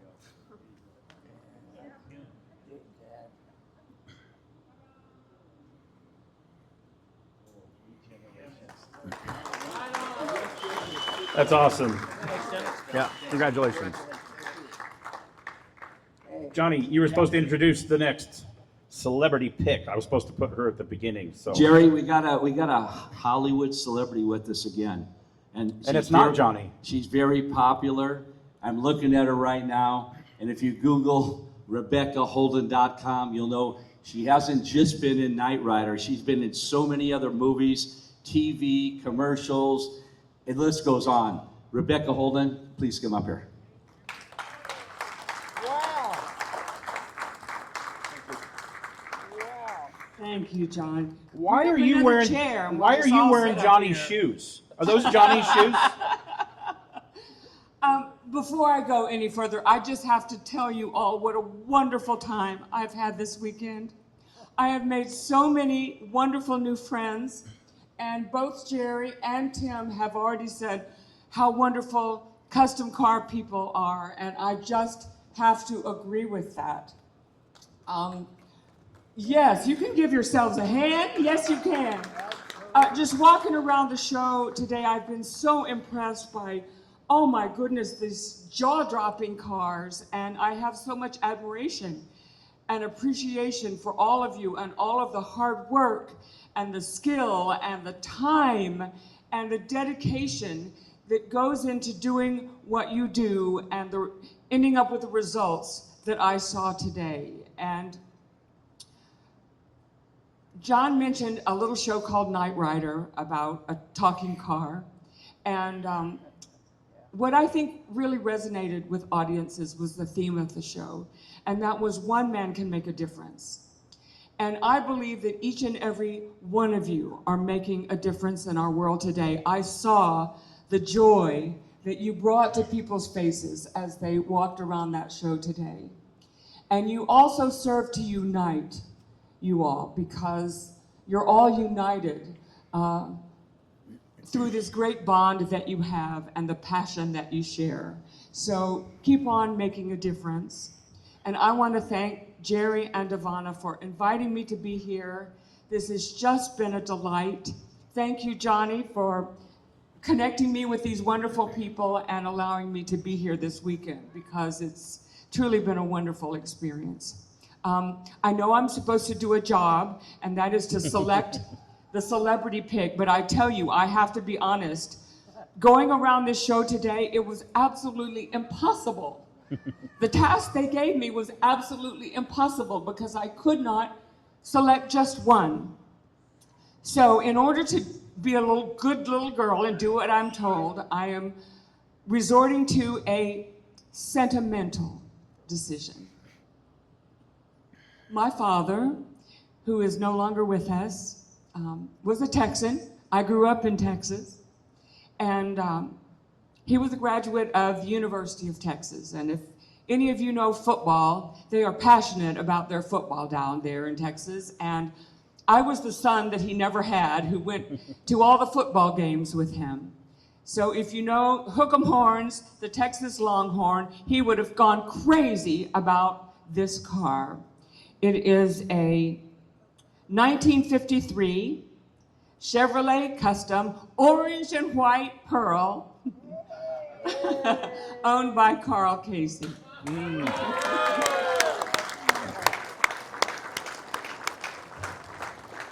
Carl Casey will also be coming up in a little bit because he's one of our KKOA Hall of Fame members. And I can also tell you that he was a true gentleman the other day. He gave me a ride to the ladies' room in the golf cart and took me to the nice one. So I didn't have to go to the porta potties. Thank you, Carl. You are a gentleman. So do we have a trophy to give this man? That's above my pay grade. John? I think there's a plaque. There might be a plaque back there for a celebrity pick. Yeah.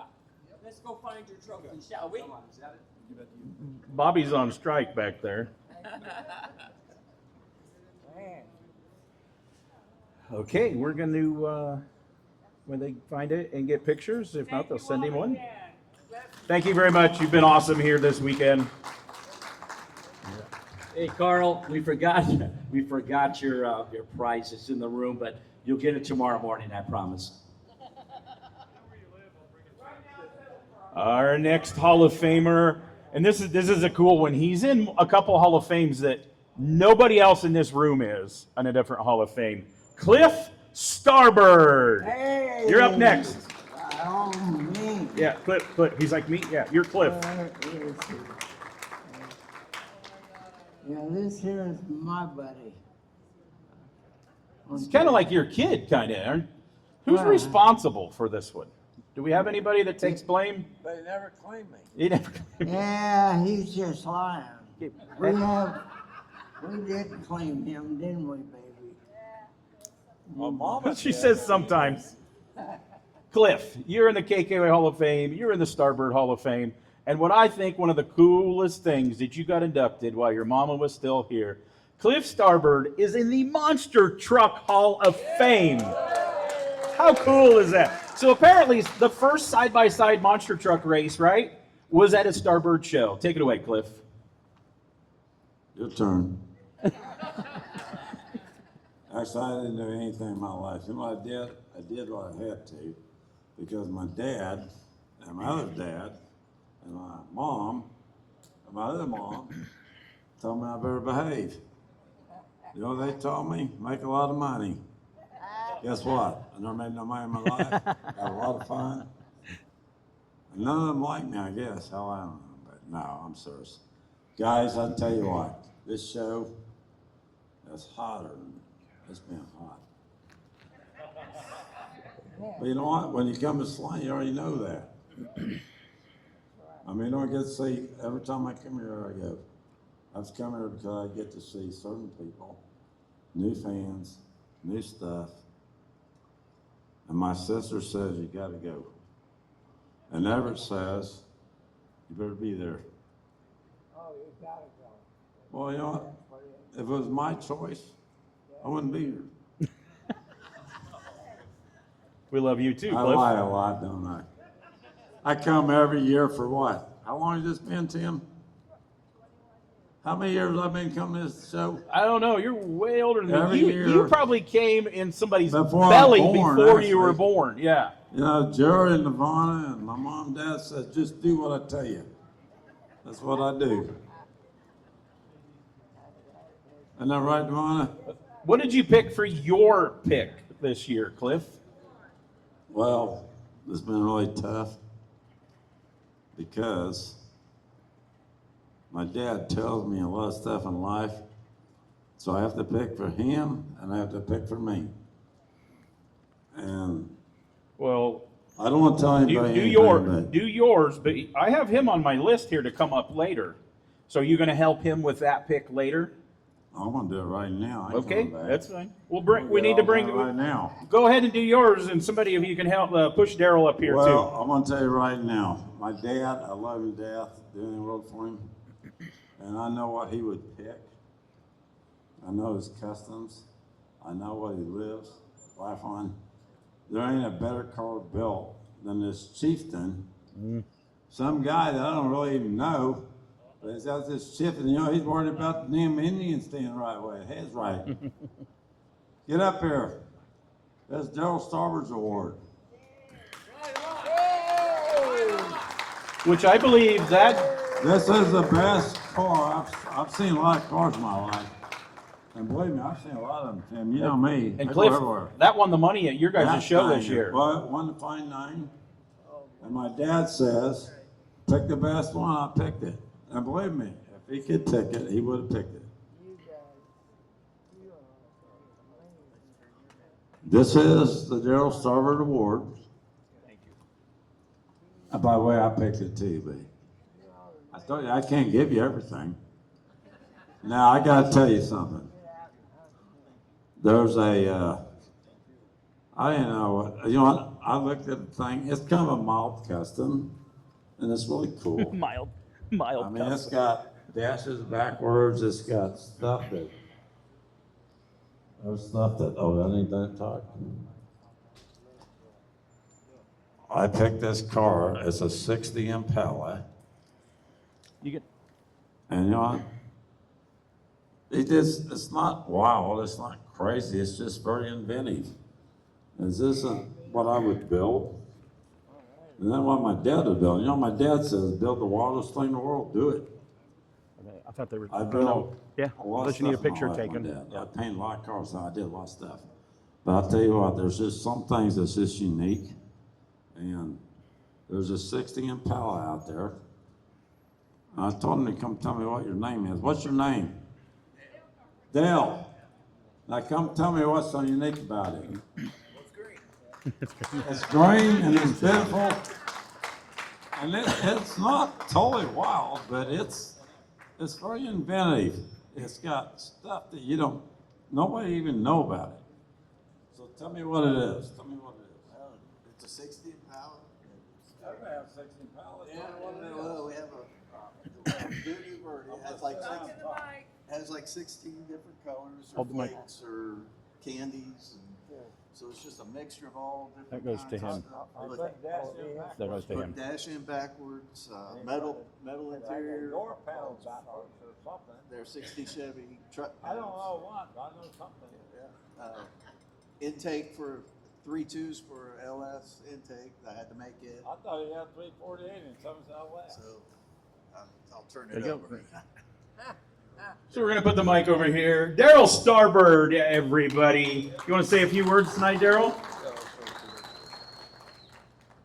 Hey, hello.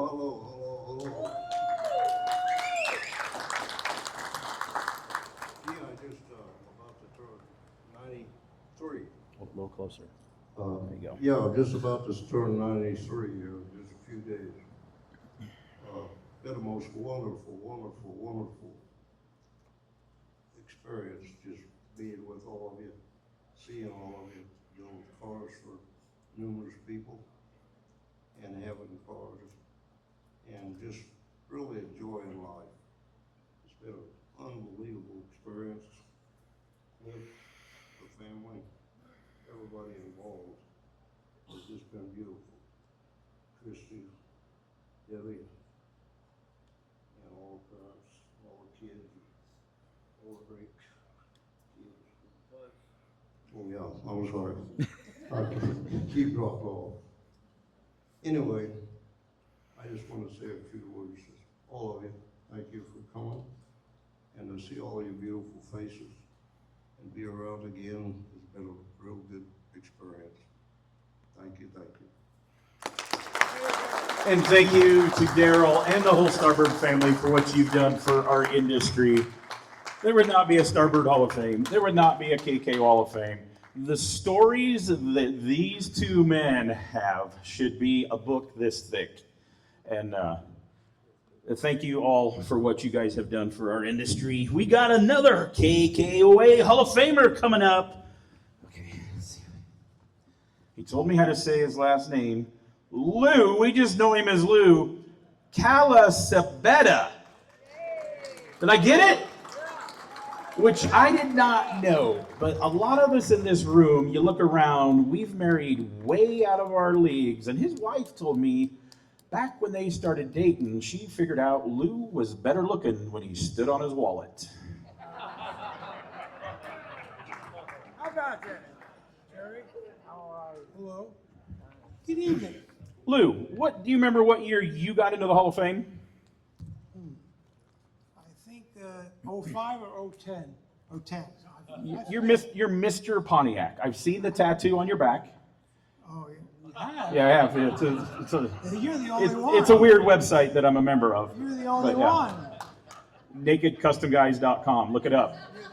Wow. And Lou's a Pontiac guy. I got Pontiac. And we talked real quick today. Real quick, what do you have in your collection at home?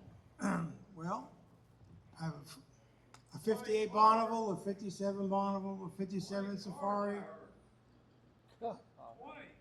There you go. Vente. 64 Bonneville, a couple of Mercuries, stuff like that. See, better looking when he stands on his wallet. So it's been. And you got a couple Alexander Brothers car in the collection. Yeah, we have a 60 Ventura that Mike and Larry built called the Golden Indian, which is the most photographed Pontiac ever, I think, in a Pontiac world. I bet on that. And I have the 56 Golden Chariot, 56 Chevy they did. And they were great guys. We were with them here a couple of times, and they're in the Hall of Fame and all that kind of stuff, Mike and Larry. And we all miss them like we miss the other boys that went to heaven, so to speak. So I'm here, glad to be here. I come every year, 1,400 miles, across New Jersey, Pennsylvania, Ohio, Indiana, Illinois, Missouri. Lou had an idea today. What was your idea today for the KKOA show, Lou? Well, move it in a cooler spot, a different month, cooler month. That would be fantastic. But it is what it is. It's Mother Nature, and we're here. I'm glad to be here. I see my old friends. He asked me why I come. I said, the cars are great, but the friends are even better, old and new. I met some new guys and some new girls, I guess, and it's nice to see old friends, right, Gary? I've known Jerry.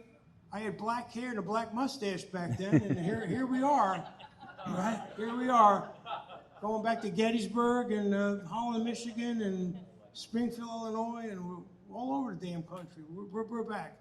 I'm glad to be part of this family of custom cars. And thanks for having us. And what did you pick for the Lou pick this year? I like the wine, you know. Vino's good. But let me tell you, like everybody said, it's a tough racket to pick a car here. I looked at a lot of cars, I wanted to pick them, but someone beat me to the punch. And I have a funny belief that everybody should win an award, not one car take 5 awards. No. Not everybody, Lou. It's not T-ball. Well, but you know what I mean? So I walked around, and, you know, I kind of like Pontiacs. But I've picked other cars here, and I saw this green Pontiac with the Astro Supreme wheels, and it set right, the right color, and I kind of liked it. So I picked that 60 Pontiac. It brings the Mr. Tobin. I think he's here. Come on up.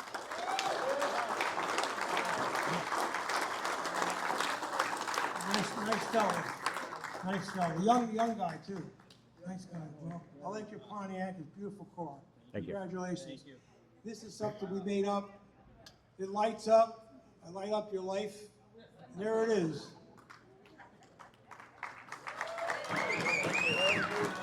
Congratulations. Our next Hall of Famer, his first one, Everett Reynolds.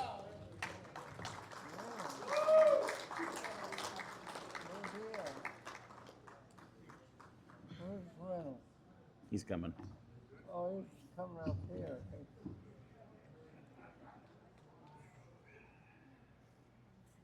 Everett, you got in just last year, correct? Inducted in the KKOA Hall of Fame. That is correct. Your first trophy, you knocked it out of the park. I really like what everybody builds.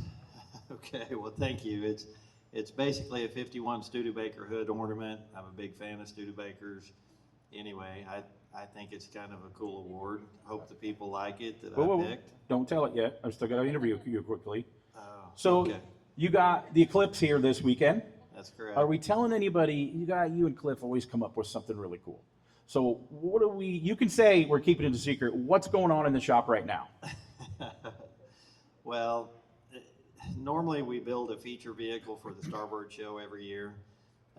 This year they're kind of giving me a year off so that I can play with some of the stuff that I want to play with. You heard what Cliff said. But Cliff is building an Imperial that's been put on like a 2018 Challenger drivetrain. And he's raised the fins on it, done some pretty wild stuff to it.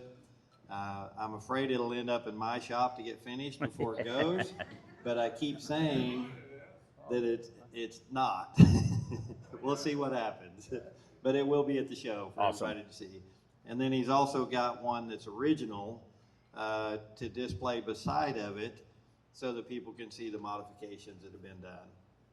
Very cool. Yeah, when you take an oddball like that not everybody builds, it's not a 69 Camaro. You kind of don't know what you've done. So yeah, that's a good idea. So anyway, I think that'll be really cool down there.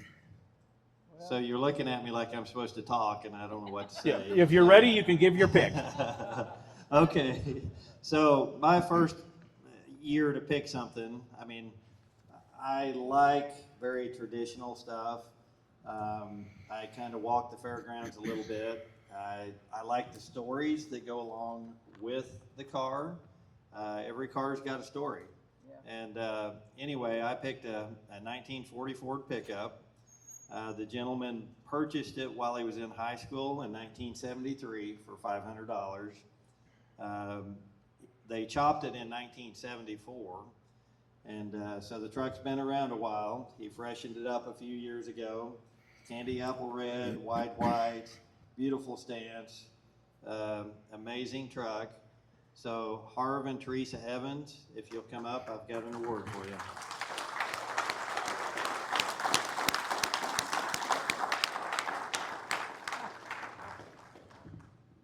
Nice to meet you. We love your show. It's a great deal. Thank you very much. Appreciate it. I'd like to say one of the things that you kind of get a sense of, you got somebody to appreciate that helped you get here. I want to give kudos to my dad. He's the one that fought long and hard to get me to give $500 for this truck, because 1973, I could have bought a lot of cars for $100. So thanks, everybody. I appreciate it. Beautiful track. Thank you. Beautiful track. Thank you. There you go. So I'm up on the next list, so I'm going to interview myself. Tim Strange, come on down. Hey, bro, I'm sitting right next to you. Hey, man, so what have you been up to? Oh, just been busy in the shop, announcing some stuff on the weekends. I am a KKOA Hall of Fame member and a Starbird Hall of Famer and a past Good Guys trendsetter at the SEMA show. I think I'm the only guy in history that's only got those three. What have you been working on, Tim? Well, I've been working on an NCC for myself that I didn't get done for the third year in a row. It'll be here next year. It's almost all in primer, chopping a top on a 92 pickup truck, Chevelle bumpers on it, some old Fat Jack Robinson ball milled anodized stuff, something from the 90s a little bit. So that'll be here next year. Well, yeah, what else you working on?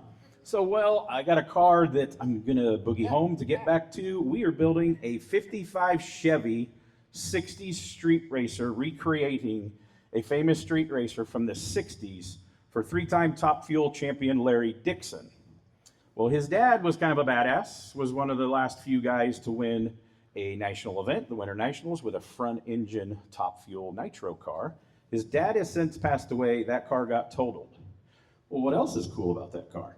Well, it was written about in many magazines. His dad, Larry Sr., and his street racer 55 Chevy was the influence for the script for Bob Falfa and American Graffiti. So we're recreating that car. It's a different color, same hood scoop. Like the Falfa car has an F750 Ford big truck hood scoop. His dad's car had that. So anybody want to come help? That car's supposed to be unveiled the first week of November in the Armo booth at the SEMA show. And his dad, it ran on blower, alcohol with a magneto on the street in the 60s. So that's what I'm doing. Cool. And I have a Hall of Fame pick. I don't forget which personality I'm up to here. Yeah. So last year I got a little crazy. I've been in the Hall of Fame now for a couple of years. I got my tattoo like Chris. And the next year's group, we're going to get tattoos tonight. I got a little crazy. My wife says she spent way too much time on the trophy last year, like 120 hours. I used modern technology. I wasn't going to tell anybody. My buddy scanned it, downsized. The car is 3D printed. We got that technology from the aliens, Jerry. Did you know that? From alien technology. And then I bodyworked in it, painted, and built the base. So I picked a vehicle, Jimmy and Sweet Pea Debbie Herviton, in that Wiesner artwork Ford pickup truck, the blue with the red flames. I thought they gave up and left already. So this car, I'm a history nerd, I think this truck is one of the most award-winning customs in the past 10 or 15 years. It got debuted at, here, you want to grab that, Mike?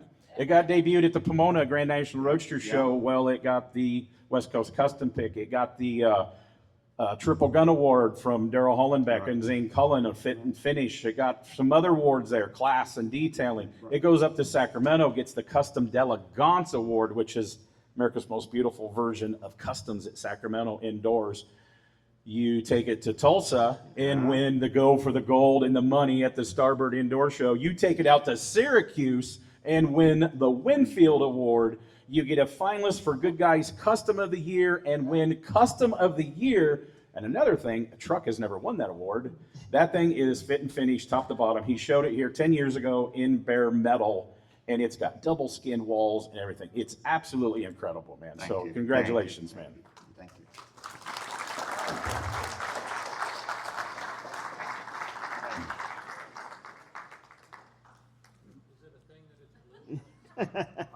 It wasn't.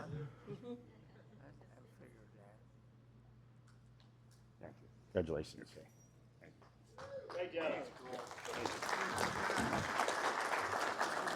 And you know, some of these vehicles that are getting Hall of Fame picks, what do you? I want him to get some credit, but I'm darn sure when his wife took it off. Whoa, whoa, whoa, whoa. I don't know if you spent much time. She's a handful. Thank you. Thank you. Thank you. She just goes by Sweet Pea. I actually learned her real name yesterday. I kind of forgot it, but she is Sweet Pea. I thought that was your name. That's not my name. Welcome to the show where Jerry hits on Tim. You're my buddy. We're having fun up here, aren't we, Jerry? You better believe it. Our next Hall of Famer, this is almost like another one of your adopted kids, right? Lives right down the road. Carl Casey, come on up. He's already won a Hall of Fame pick tonight, or he won the celebrity pick. Carl Casey, come on up. No hurry, take your time, Carl. We're just here waiting on you. He is my buddy.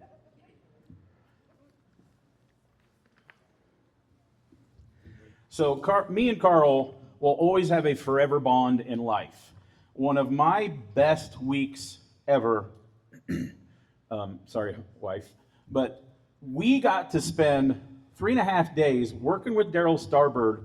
I call it a mold, he calls it a tool, for his bubble van. And allegedly, we got hollered at by Daryl a couple times because we were laughing and carrying on and not focused enough. We had a blast though, didn't we? Yeah, we did. That was an awesome weekend.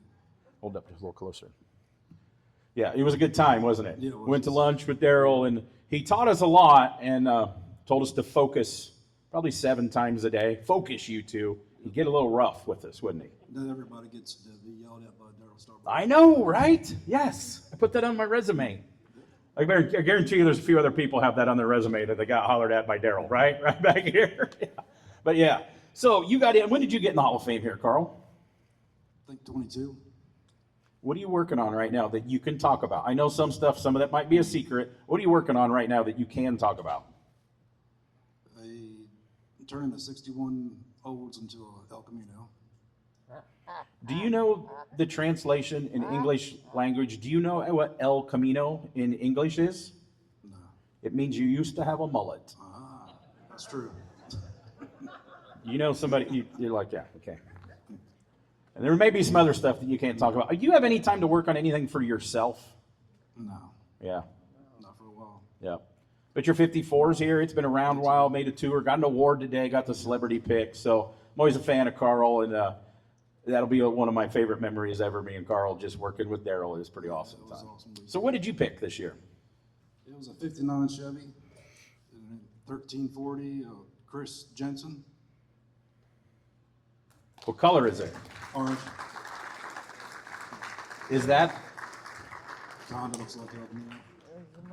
Yeah, we were looking at that, and I tell everybody, look at the build pictures. I've seen this at other shows this year. It's incredible. He started with a 4-door hardtop, moved it. It looks like an El Camino from a distance, and you're like, that's a different back window. It's incredible. So congratulations on the award. It's really cool. And he was cruising it. We passed him earlier today in the street. So awesome car, man. Our next Hall of Fame, we've just got a few more coming up here. Our next Hall of Fame pick. If there's a Hall of Fame, just say, yes, this guy is in it. Our good friend, Keith Dean. Oh, yeah. He's been chopping. I forgot. Everett was up here. They chopped a wagon this weekend. I don't know. You guys need to look at the weather next year. It's 120 degrees out there, and you guys are chopping and welding. Keith chopped the car this weekend. How you doing, Keith? Good. Yeah, everyone worried about the weather, but I train in that weather. I'm in the desert out in California, so, And not to worry. this guy's one of the best guys in the business right here. Not only been a super fan, I screwed up a dually from a relative. I called a couple custom guys out there, can't get into it. It's like, dude, I need to borrow a shop. And he's like, I'll give you the alleyway. He let me stay at his house. His cats did not like me, so I'm a little upset. But, and no, I learned. He does not work in that red tie at his own shop. That's just special for the shows. I was pretty let down. Yeah. I was like, you got a tie for me? He's like, we don't really wear them at the shop. That's too dangerous, and then you get it caught in the polisher. So how many Hall of Fames are you in? You've been on our podcast. Is there like 7 Hall of Fames you're in? It's 5. Oh, it's just 5. It's 5 Hall of Fames. No, it's good, though. I enjoy it. And you, obviously, by the name, you grew up. Did you have a choice in life to be a customizer or not, your dad? Well, my dad actually tried to push me away. He says, it's too hard. You really don't want to work this hard. And, all my other brothers tried it, and couldn't do it. And I just kept bugging my dad. You got to let me work in the shop. And finally, he just relented, and I got in. And So you're saying, how many brothers do you have? I have 3 brothers. And you were the slowest learner of all. That That's was what we're it, saying you right know? now. Yeah, did not Yeah. listen to dad. But I yeah. fell on my head a lot when I was younger, I guess. And he still rides motocross. Yeah. So, what did you pick this year? Again, back to my dad, one of the first things he taught me was the color palette and, how the colors mix and how they look. And for a lot of cars, you can make or break a car with a color. Mm-hmm. And I saw this car, and it's not customized as far as it's not chopped, it's not channeled, it's not, anything, but the colors are just amazing on it. And it belongs to Earl Ralph with a 1954 Ford, and it's kind of a seafoam green with just old school flames on He it. drove it here tonight. You probably walked by when you came in. Oh, it was sitting out okay. here. Well, Yeah, I was yeah. in here early, but I'm glad he did. But yeah, that's the one I picked, and I'm really happy that it's a great looking car.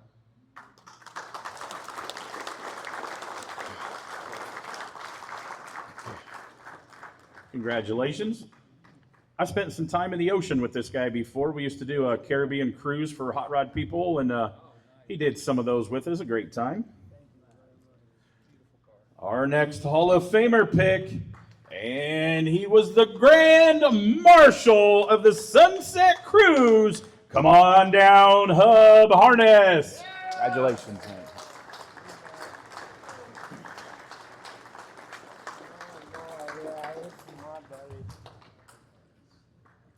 This is your buddy, Jerry?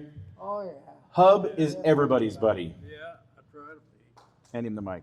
I remember meeting Hub, and I probably didn't even have my driver's license. I came KKOA events long time. My uncle would bring me, and I used to pester you. You would get a lot of questions from me and Bozarths from Iowa, because I grew up not far from the Bozarths. Gave you answers too, didn't I? Hold the mic up. Hold the mic up so they can hear your heckling back at me. Uh-oh. You gave me answers. I don't know if they were all true or not, but first off, Hub, how was that being the Grand Marshal the other night, waving at everybody in Butch's beautiful car? That was pretty rad, wasn't it? It was. She talked me into it. And how can you say no to her? Yeah, Devonna's talked us into a lot of stuff in our lives, hasn't she? Yeah. Oh, boy. Anyway, yes, I enjoyed it. Little kids about this high just went ape. Because we was in the front, so they was Well, fresh. you were the first one. They thought everybody was going to throw candy, and I don't think we're allowed to throw candy in Salina. Boo on Salina for no candy. Yeah. Well, then a kid's probably going to, they're not as smart as they used to be, right? Somebody might get run over. Yeah, I know they run. But if you run over one, the rest of them will get the hint and not get in front of the car, right? Yeah. Which makes sense, right? I remember Jerry had a parade in Branson, and I thought, I don't go on parades because everybody, you're going to run into something. That was fun. The city has that pretty organized. They shut it. It's the focus in town is the parade. And Butch was your Uber driver for the night. Yeah. And he's like, dude, I've never been to the parade. The weather was the best night we had. So record turnout for the parade. It was really cool. So what cool stuff do you have at home right now? Well, my 60 Buick, 59 El Camino. I got a 40 Ford and a 32 three-window coupe and a 32 Roadster. That's the one. Do you know I am officially up for adoption? Yeah, right. Gotta be. I got a whole bunch of model cars. Well, it's always a pleasure seeing you out here, and it was very cool when I learned that you were the Grand Marshal. Very deserving, and a Hall of Famer. It scared me to death. So what did you pick for your Hall of Fame pick this year? Well, I've knew this guy for years, and he's got an old car, Eldon's old car, and I've known him for a long time. And I don't know where he's at, but there he is. And I thought, Why not? That car ain't perfect, but it sure is slick to see it here again. And he drives the wheels off of it.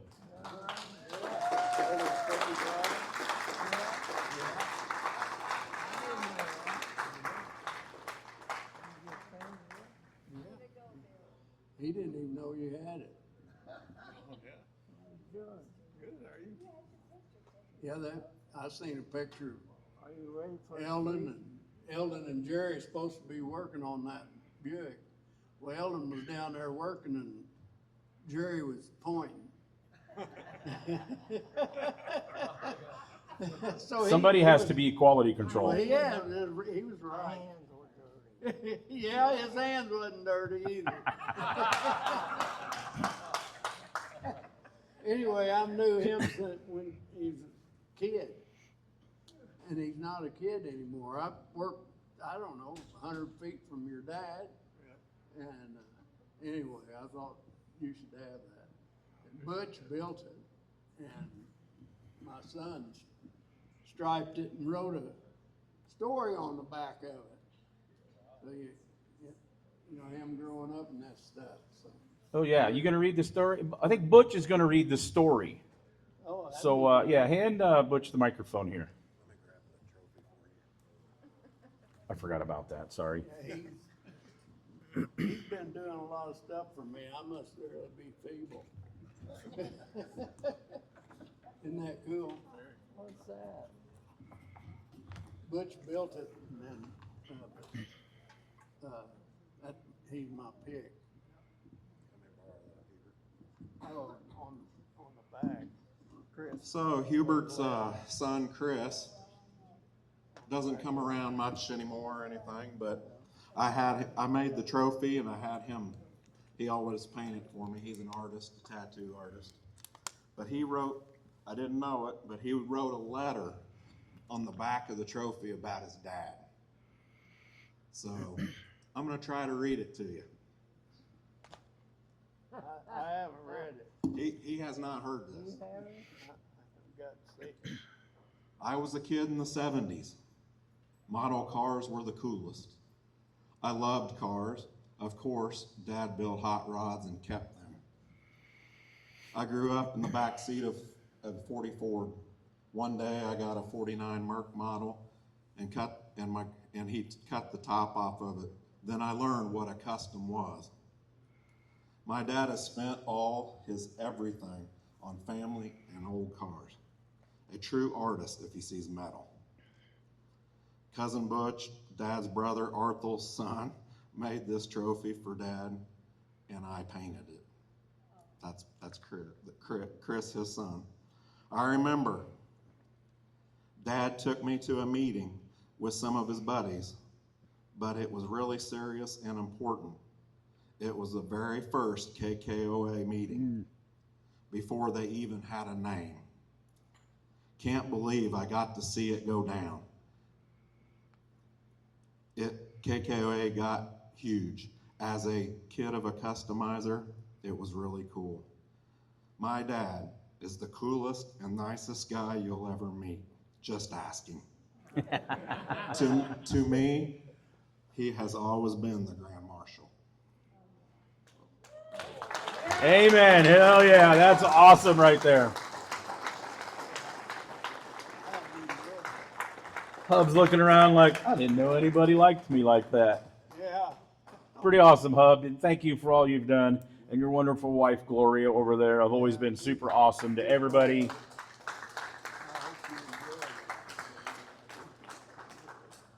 Okay, we're going to move on to the next one. If you want to stay up here, we'll just get another chair. No? Oh, okay. Oh, this is his chair. This is your chair. Where's Gloria at? Oh, I forgot.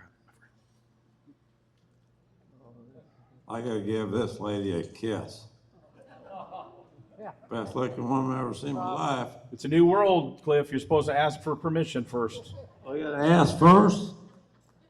For my life, already did it.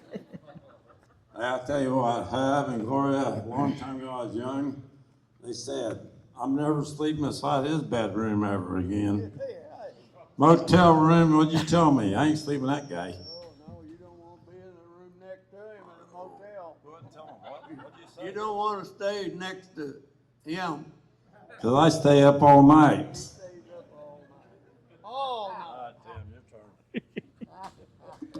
Okay, we've got 3 more Hall of Famers. And I kept looking at my buddy and it's like, he is not on here. Why? Because he never does what he's supposed to do on time. Come on down, Chris Ryan. He didn't. He goes, was I supposed to send a picture to Devonna? Yes, he was supposed to send a picture to Devonna. Dennis McPhail was supposed to be here. His picture's here. Keep him in your thoughts. His mom is in hospice now. That's why Dennis is not here. Chris, we're on a censor mode. Me and Chris get a little loose sometimes. So Chris Ryan, everybody. Thank you, Jerry. Appreciate it so much.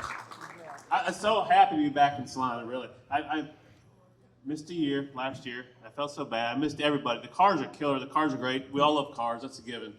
But the people is what makes this event. The KKOA, the people that I've missed seeing every year. It's very special here. Thank you. So Chris, what have you been up to? What are you working on? Anything cool right now? I had a couple of my own personal projects I'm working on. I'm a little slow on my personal stuff. I have a 37 Packard. It's been sectioned like an old school tail dragger, with a caddy motor in it because I have caddy issues, obviously.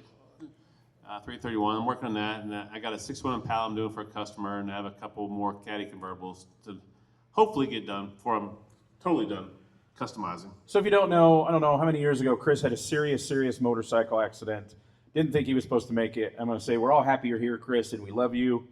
And the doctors looked at this guy and it's like, we got to get you back right. Well, those doctors don't know that he was never right to start with. Exactly. I'm fortunate to be here. They 4 years ago, I had this accident. They gave me a 50-50 shot living 5 years, and that was 4 years ago. So I'm still alive and kicking. So, I'm still as screwed up as ever mentally. That's why we're like brothers, right? Yeah. Exactly. Yeah. So, and I'm trying to be in censor mode again, Tim. So. Oh, Jerry, be careful. Jerry told him, don't worry about it. Jerry, you have no idea the depths of hell that you have just unleashed. Sometimes things just fall out. It does. They should not. Yeah.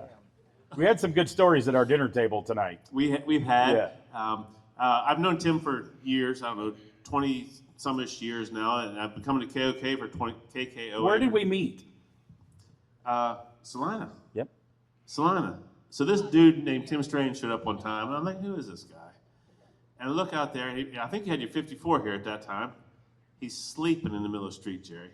We're all looking at these killer cars. I mean, just badass cars out there. I'm in awe. And we have Barris and Hines and Winfield and icons and Daryl Starbird, the pioneers of our industry, that we wouldn't be here doing this stuff if it wasn't for those guys there. And this dude's sleeping in the middle of the street. It's napping. It was the Jack Walker nap hour, right? And you make fun of me for my age. Yeah. I drove here all by myself, and then shared on social media today the Power Block. Chris came and was my TV show a bunch of times. Today they shared we were painting a custom Hudson where we chopped the top. It was pretty cool. We look way younger in that video because that was like 14 years ago, dude. Is that how long that was? Yeah. So I was in the hotel room this morning. I get this text from Tim, and it was an actual clip of him and I working on the show together when he had his show there. And we had some good times there. It was hard work. And it was strenuous work and a little bit of stress, but I wouldn't trade it for anything because we had the greatest car builders and customizers and fabricators working on Tim's show at that time. Dude, from all over when the we country. did we had you there, we had Matchstick, we had Brad Starks, we had Voodoo Larry, we had the late great Pat Keating there, we had Brad Westergaard, I mean, we had Rob Ida, we had the 2 of Preston Tucker's grandsons help on that car. Right. Yeah, it was awesome. So Chris, what did you pick this year? Good question. I left my phone over there. Oh. I knew what I picked, but I couldn't remember names. I suck at names. Wow. So I walked around. It's so hard to pick a car because there's so many nice things out there. You want to pick something different than the rest of the guys pick. So I turned the corner right there, and I saw this Plymouth, which is not a Chris car.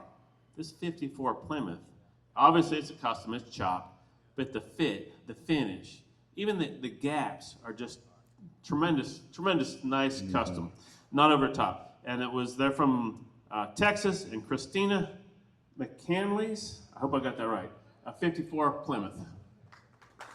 Oh, and you're a pinup? No, not just a pinup. Miss Looker. She won Miss Looker today. Now I feel bad. Now, how do I compare to this now?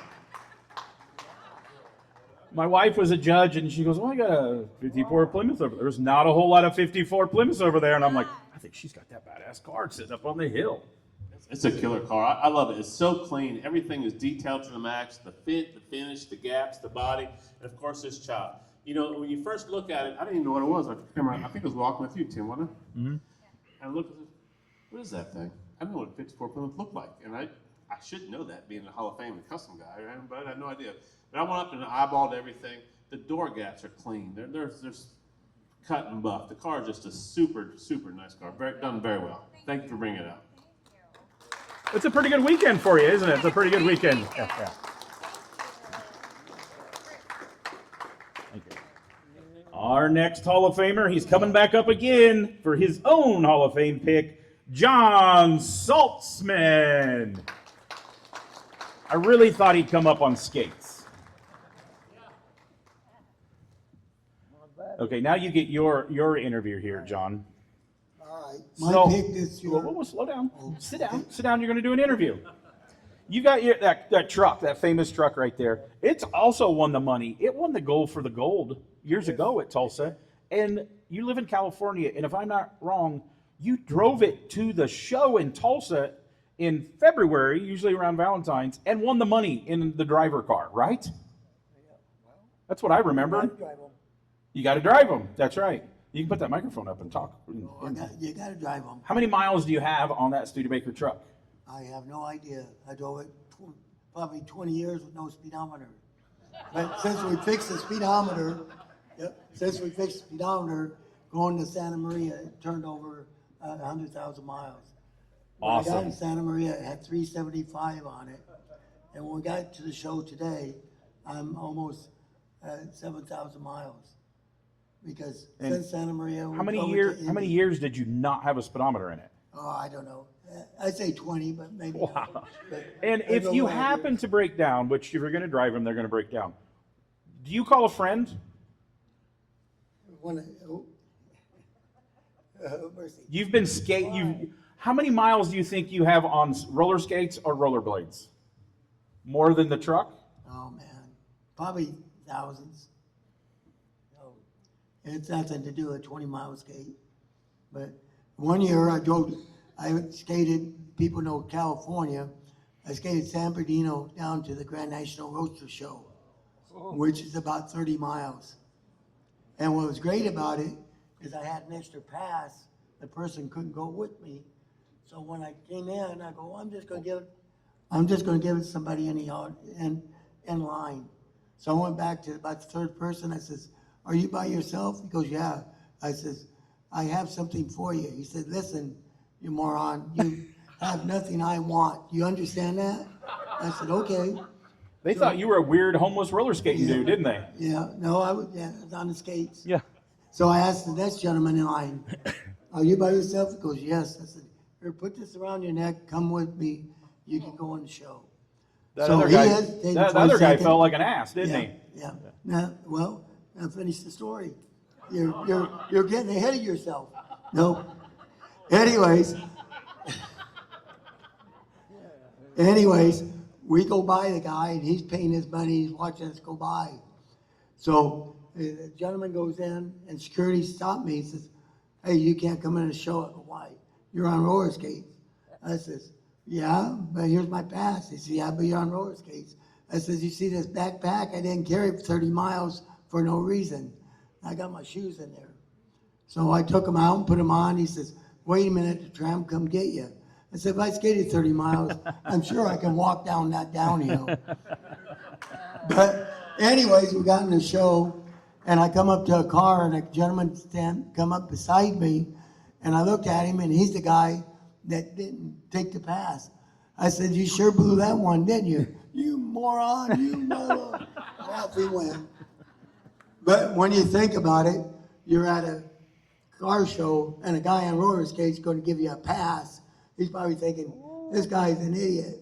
And the guy behind him that I give the pass to, the next day at work, he goes, hey, I was in line. This guy on roller skates gave me a free pass. And I was thinking, you're on wacky tobacco. Anyway, so much for that story. But we have a lot of miles on the skates. And on the way over here, we had to get a truck and trailer because the car that we was gonna chop had problems. And so while we was going to get the truck and trailer, the gentleman's with me, with the truck and trailer. I go, okay, we're going down this road. There's the first mile at that house. There's the second mile, and took him to my skating trail at 20 miles. But anyways, that's the story on that. And now this, go ahead. Are you done with the story? I didn't want to interrupt again. No, you can interrupt. I was going to say, what did you do for your Hall of Fame pick this year? Well, this year, my Hall of Fame pick, I go back to a little short guy named Bill Hines, okay? Bill Hines always told me, he says, sometimes the car people just don't get it. He says, when these cars were brand new, they chopped them. Sam Barris took the Mercury home, and the first thing he did was chop it. He said, these were brand new cars. He says, it doesn't have to be a 50s car to be chopped. Jerry Titus, for years, has been preaching that you don't have to be a 50s car to be chopped. So this year, I picked a 96 Lincoln of Eddie and Elisa. Potestio.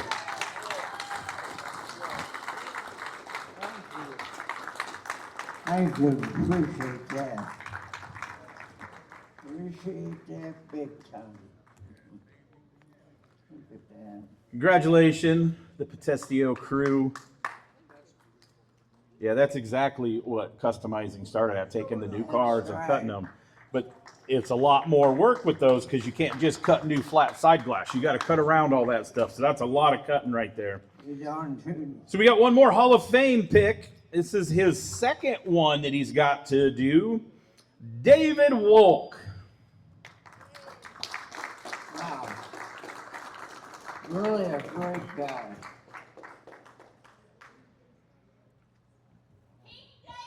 King David. That's right. Wait, I did not know he was King David. I thought he was the jester. You saved the best for last. I have 2 more pages. Oh, okay. No, I don't. So you got in the Hall of Fame a couple years ago. 2024. 2024. Look at us doing math up here. So what are you working on right now? You're officially retired now. I knew this guy for a long time. Didn't know that him and his brother weren't full-time car builders because the amount of awesome stuff that they put out. What's going on that you can talk about? I just retired from a full-time job. Just finished up kind of a beater 48 Cadillac convertible that was out of the show. More of a contemporary looking car, satin maroon. Wait, okay, I'm throwing you under the bus here, And David. just finished it like I seen him a at week registration day over here, and I was like, what'd you bring? And he goes, oh, I brought my maroon caddy. Do you remember how to spell the word maroon? We struggled a little bit. Both of us struggled. Both of us. And I asked my wife, and she's like, I don't know. Yeah. Nobody really reads those anyway, right? Just kind of wrote it really. Write it fast. Write it fast. Yeah. Yeah. So I know you've got some other stuff going on, but we'll keep that a secret. So what did you pick this year? He builds a really awesome trophy. He's like me. He does them for just a couple shows a year. Really cool trophy you did. Thank you. So for my pick, I picked a 1937 Buick owned by Byron Bodie.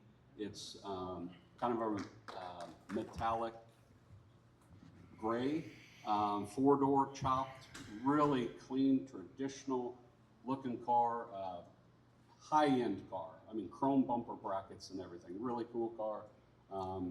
Buick sombreros on it, white walls, and just a really neat car. And if you don't know Byron, he's a really neat guy, so get to know him.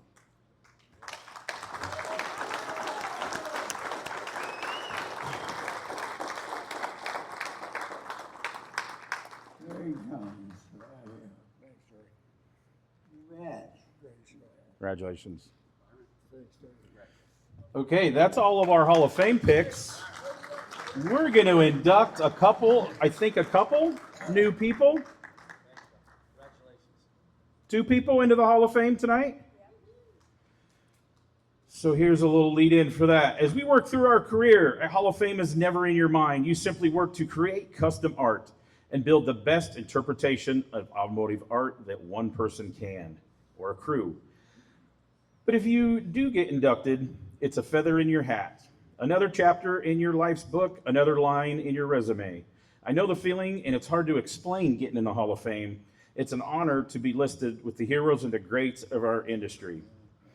When I started building cars, all I wanted was to get in the room and have a seat at the table. Well, tonight we welcome a couple more deserving craftspeople to the table.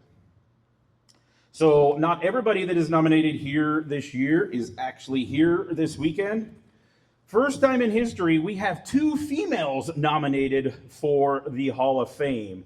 And there's only one female, Penny Pichette, in the KKOA Hall of Fame. We have Carrie Strange. If I name your name, please stand. Name your name. Say your name. Carrie Strange. Okay, you can sit. The other female couldn't make it. Colette Marie. Murpho's mom just passed, so they could not make the trip. Anthony Kett Wittenberry, he is not here.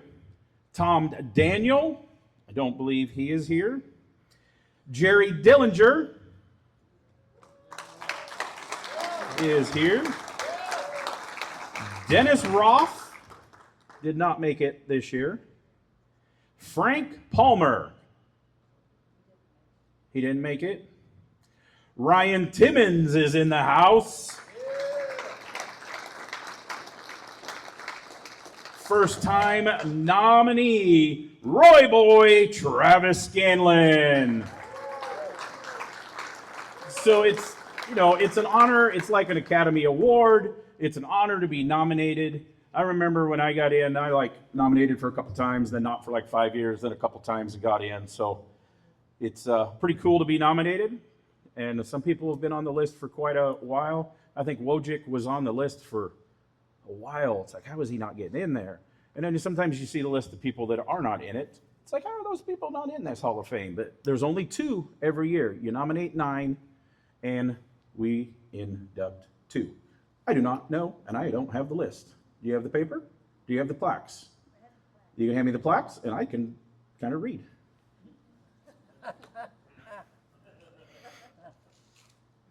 We have 2 tonight or 1? We have 1 Hall of Fame inductee or 2? There's only 1 plaque over there. He's not here. Oh, so somebody is not here and 1 person is here. Yes. Are we going to say who's not here? Anthony Kent Wittenberry gets in the KK Hall of Fame. Man, he comes all the time and he did not make it this year. Yeah, oh man, congratulations. Somebody's texting him right now. And we do got 1 in the house here. I'll let you read it.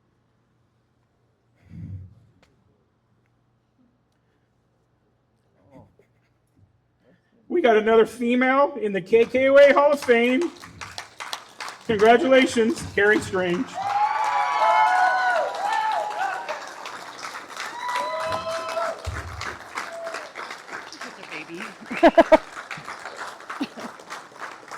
Is somebody going to take our picture? Congratulations, Carrie.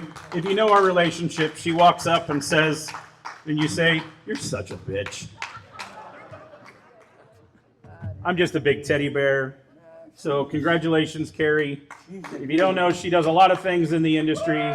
She's done interior in 777 winners. Every car that I've built that has won Starbird stuff and a lot of stuff at the Starbird Indoor Show. Detroit, Best Custom, interior by Carrie. Now she's kind of moved on. She is a registration manager for humongous events around the country like Hot Rod Power Tour where there's 6,500 cars. Holly LS Fest, 3 of them around the country. Mo Party, Ford Fest, Roadkill Drag. Oh, there's a lot of stuff. She is like a 70-hour-a-week whirlwind lady, and I'm honored.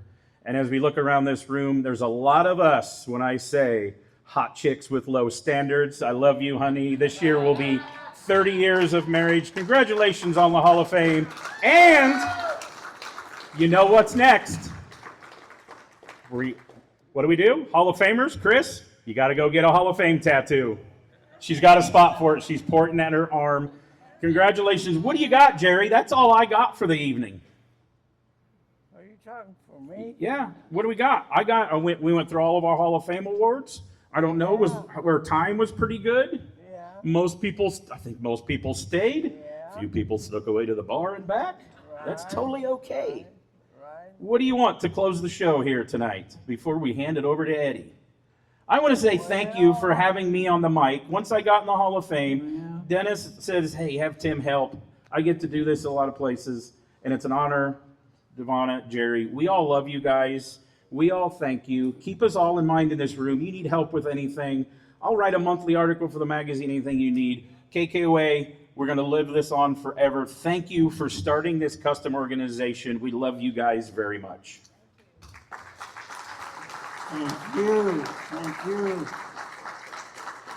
You know, I can't, I just can't do it without telling you how much my wife means to me. And I can't tell you all out there. You really you don't have any excuse why she's not the best in the world. She takes care I'll of tell you people. how attached he is. I can't even go to the bathroom. He says, where you at, Mom? Where you at, Mom? I love it. I love it. Without her, it wouldn't be no KKOA. I mean it. I mean it. She is that sharp. She's got a good memory. She don't forget nothing. And she's very polite to anybody that calls us and talks. What?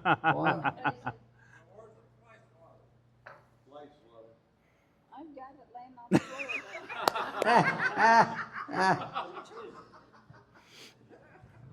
You two out back there, you're gonna have to stay. Yeah. Take it away. You can do it. These guys are this is my second, that's my mom left. This is my other dad. I know, I better shut up, but I love you both. Keep it up. Don't quit. You know what he told me forever? Don't quit. Make it happen. And you know what, Devonna, I am so proud of you. You made stuff happen, and everybody says you can't do it. And you're still doing it. That's right. And you're going to do it for another year? Probably do it another 5 years. How about 20? Let's do it forever. What do you think? About 20 years for it? Jerry, you're going to put up for another 10 years, I'm telling you. That will be a pleasure. What? That'll be a pleasure. That'll be a pleasure to have me connected with her. Oh, you better. How long you guys been together? Just 64 years. 64 years. Woo! I've been married for 36, and she's not even with me right now, so. Oh, she'll be back tomorrow. I don't mean that like I'm gone, but she says, "Now this is too much family." Hey, I'm gonna tell you right now, I love my dad. I love this guy. This is my mom. I had a mom, she died. This is my other mom. I love her to death. And I love Jerry every minute. Give me that mic. And by the way, my sister, and they keep me alive. So, Cliff Starbird has the quote of the night. If you all leave, what Cliff say? Make it happen in life, in the shop, whatever. Thanks, Cliff. And thank you. On the count of three, we're going to say, I love you, Jerry and Devonna, to close the show. 1, 2, 3. We love you guys. KKOA rules. Custom people are the best people in the world. Tim Strange, thank you. We will see you later. Are you done, Eddie? And thank you very much, Eddie. When you're building something worth bragging about, whether it's a resto mod, a track toy, or your next garage masterpiece, There's no shortcut to doing it right, and doing it right starts with the equipment you can trust. That's where the Millermatic 211 Pro comes in. This machine is built for long days in the shop, delivering both MIG and flux cord welding performance you can count on. With USB-enabled upgrades, auto set feature, a higher duty cycle, a 15-foot MIG gun, and dense connections, it's engineered to keep you welding all day, every day, with no drama or downtime, just results. It's compact, it's tough, and it's ready for the moment you flip the switch. So if you're serious about building stronger, cleaner, and faster, check out the Millermatic 211 Pro at millerwelds.com or hit up your nearest Miller distributor today.